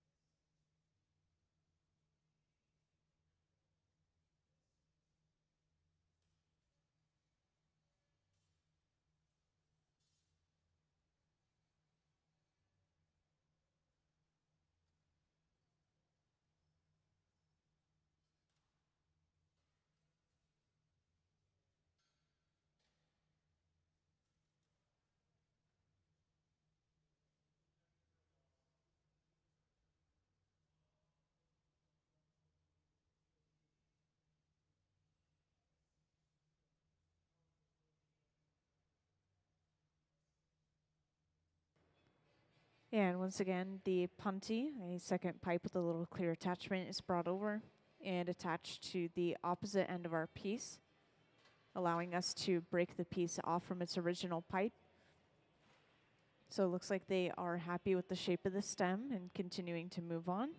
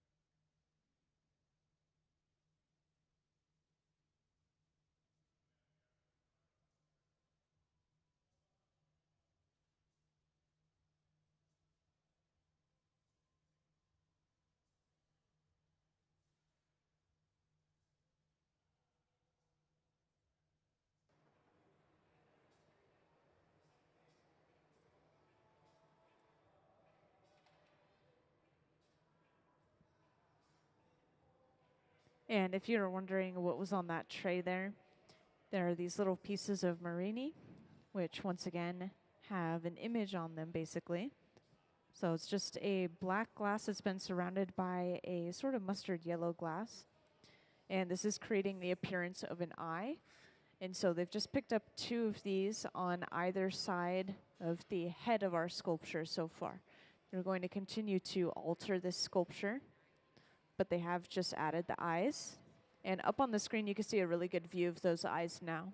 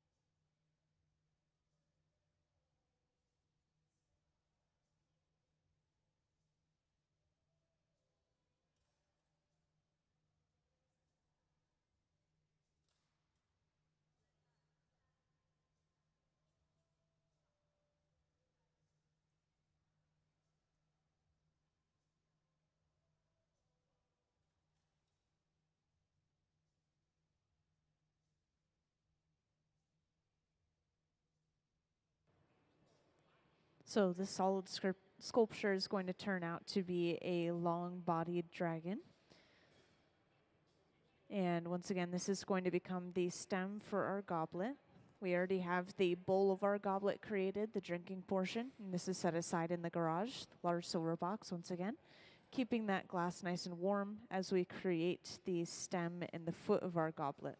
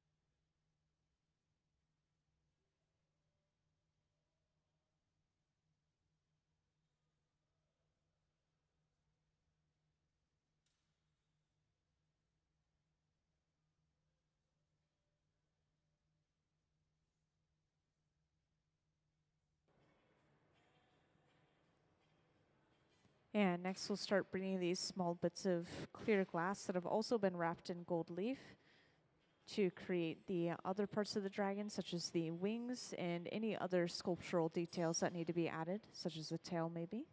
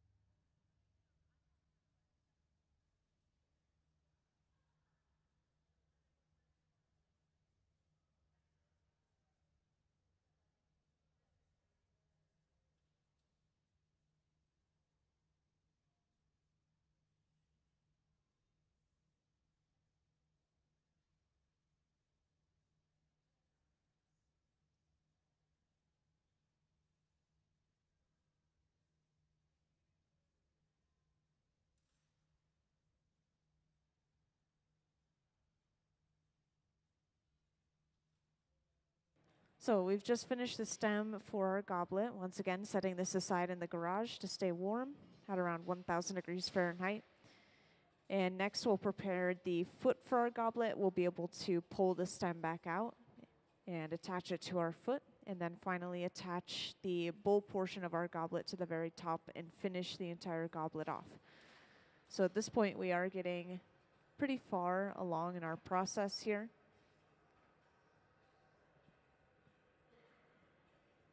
And once again, if I didn't point it out already, we do have an example of a piece that's very similar to what we just created down on this front pedestal right here.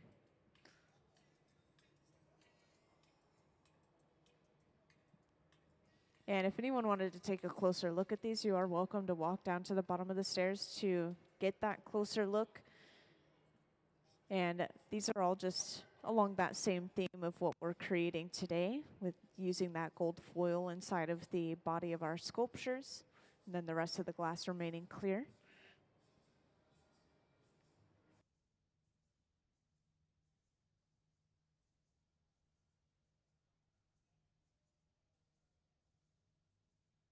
So first we just create a little attachment point on the end of our pipe here.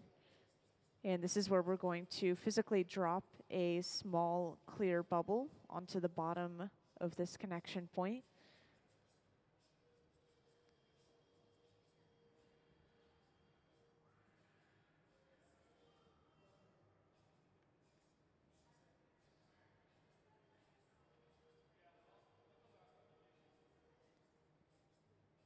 And that small clear bubble has already been created.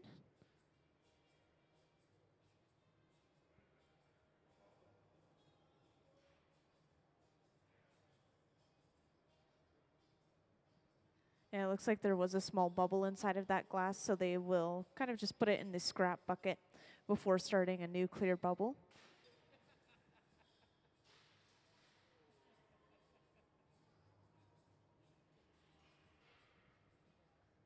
Usually when there's a bubble of glass that they want to get rid of, they'll blow it out completely like that. It's partially for fun, partially to break the bubble a little bit faster.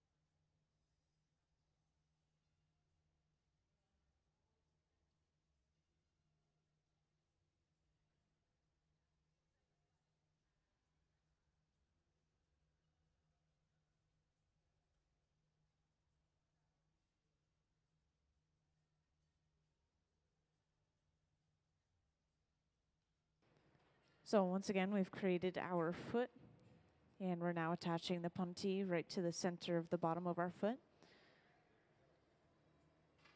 For those that recently joined, once again, the puntee is just a second pipe with a little clear attachment on the end that we use to break our piece off of its original pipe.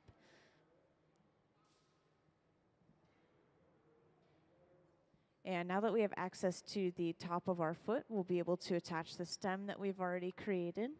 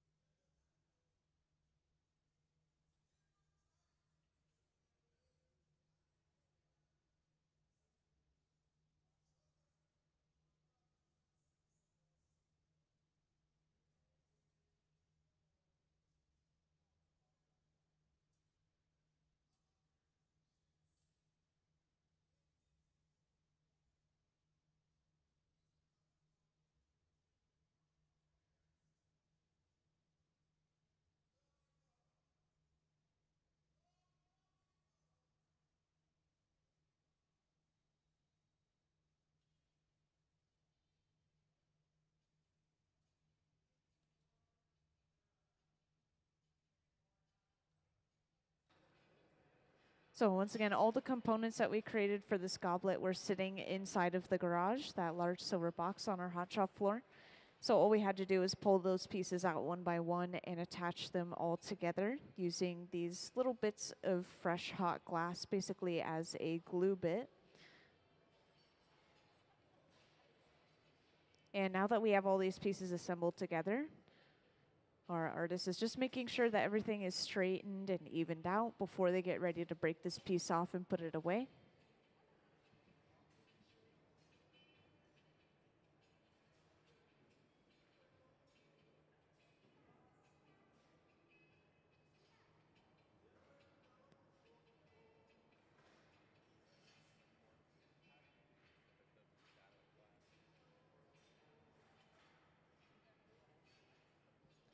And once again, to break this off, they simply tap the pipe.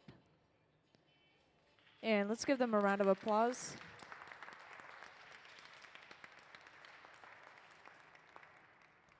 And once again, this is put away inside of the annealer, the large black box over on the left wall. This will slowly cool this piece of glass down, at least overnight, so it doesn't break from thermal shock. So we won't see this piece until tomorrow once it's fully cooled down to room temperature.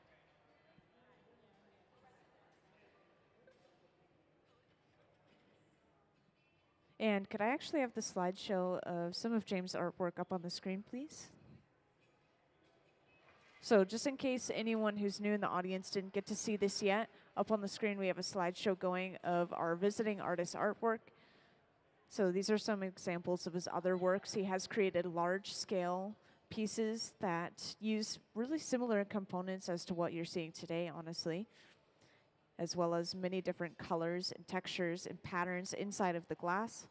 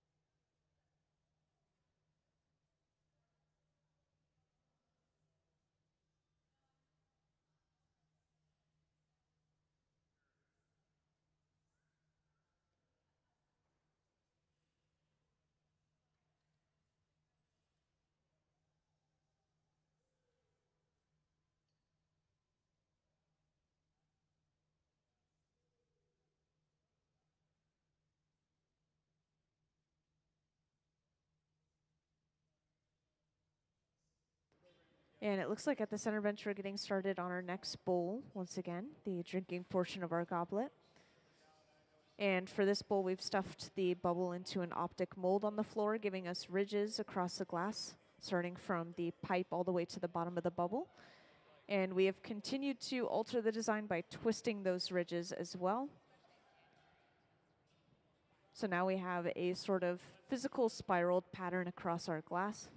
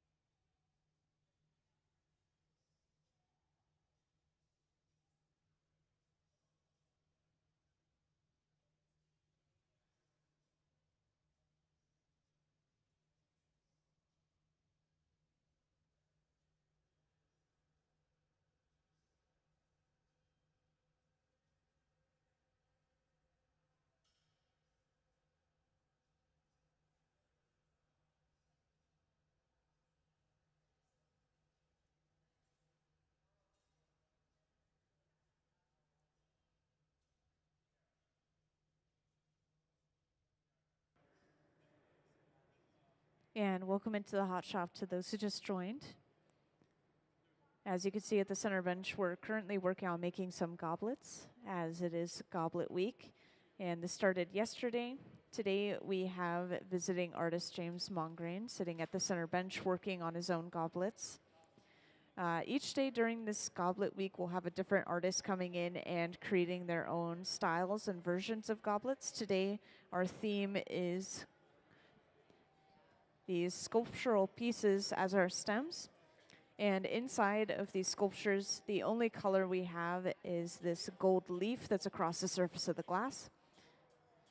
And so we're continuing that theme at the center bench. We are just working on the bowl portion of our goblet first, and then we'll be able to work on the rest of our goblet one piece at a time before assembling everything all together.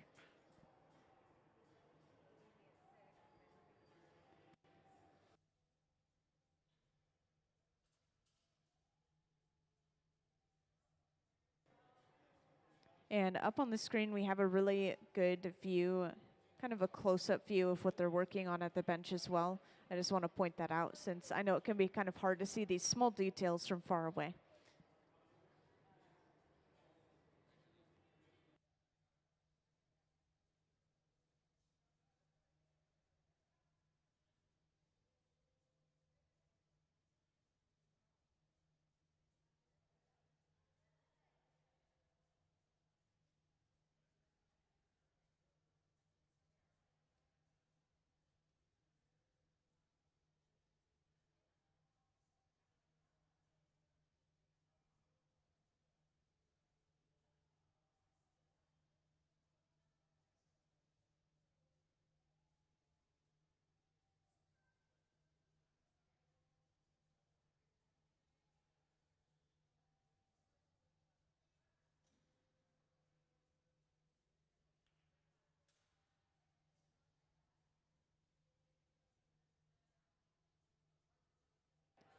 And after heating up the opening of this piece, they quickly went in with a pair of shears, cutting off some of that excess glass.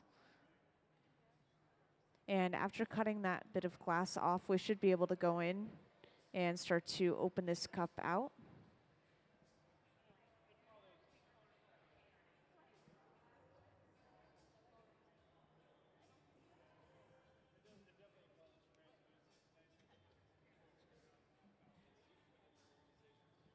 And we'll be opening this piece up using that same pair of jacks, these two metal blades that we've been continuously using throughout our process.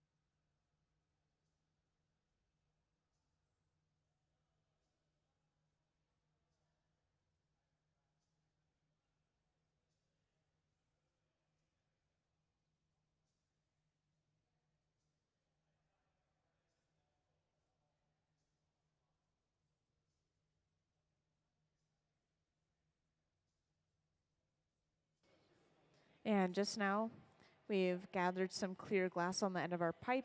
We've rolled this clear glass into some gold leaf. And once again, the gold leaf is coming from this small black box on the right side of our hot shop floor here. And then this has been stuffed into a mold on the floor, giving us ridges across the glass surface. And from here, we're continuing to stretch and twist this glass to give it even more texture and design before wrapping it around a large metal pole.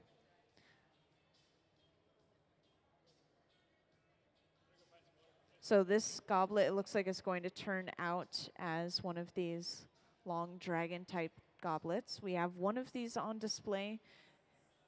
We made one of these prior to this one.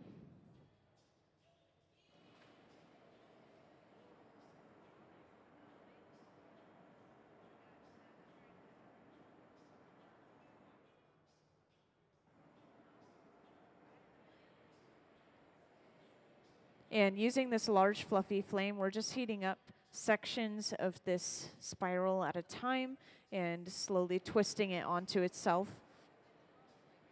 And this is creating something that appears to be a body that's kind of curled up around itself.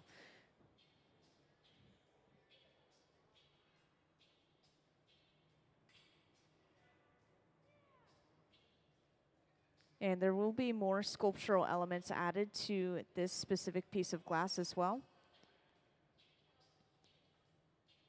So the end that's attached to the pipe is actually going to be the head of this creature, and everything else is like the body and tail kind of curled on itself. And to add even more detail, soon you'll see that we'll be adding little pieces of Marini, which are basically just these little discs of glass that have an image inside of them. And this will just give the appearance of having eyes on the piece.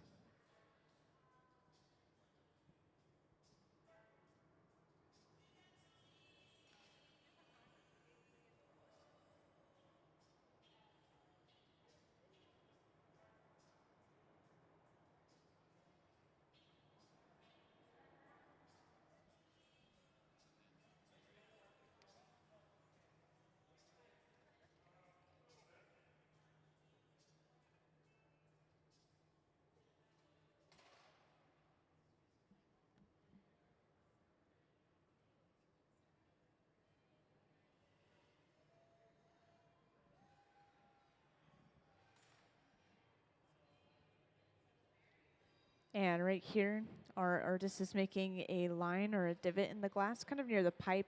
This is where they're going to break this piece off of the pipe and be able to create the head of our dragon. And they've just brought a second pipe over with a little clear attachment on the end. This is called the punty. It's just going to allow them to break the piece off of its original pipe, giving them access to the other side of the piece.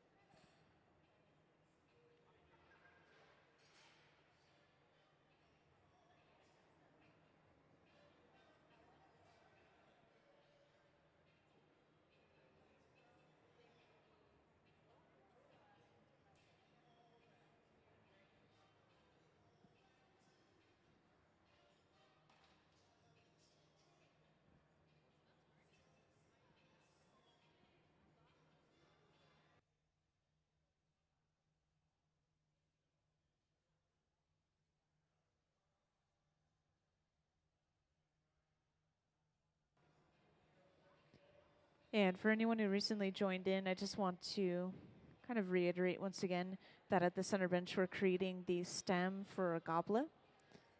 And we have some examples of these goblets down on the front right pedestal here. These are pretty similar to what we've been working on today. And we're still continuing to go along with that same theme of having this gold leaf inside of the sculptural stem. And then we just have clear glass for the rest of our goblet.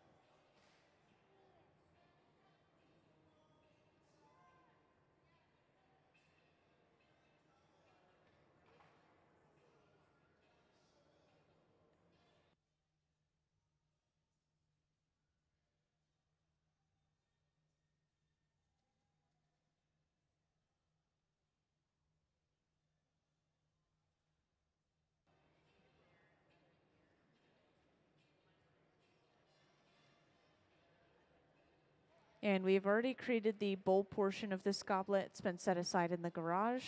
It's again the large silver box that we have on the hot shop floor towards the left of our hot shop.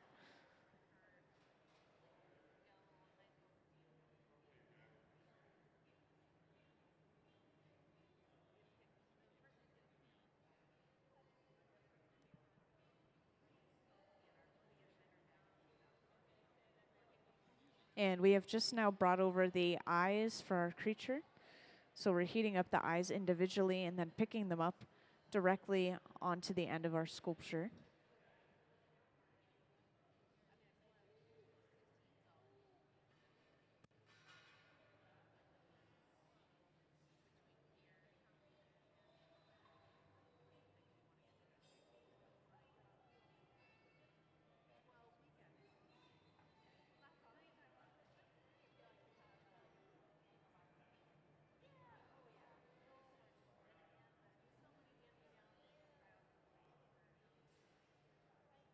And next we'll start creating all of the other sculptural elements to our dragon, bringing over small bits of clear glass that have been wrapped in gold leaf.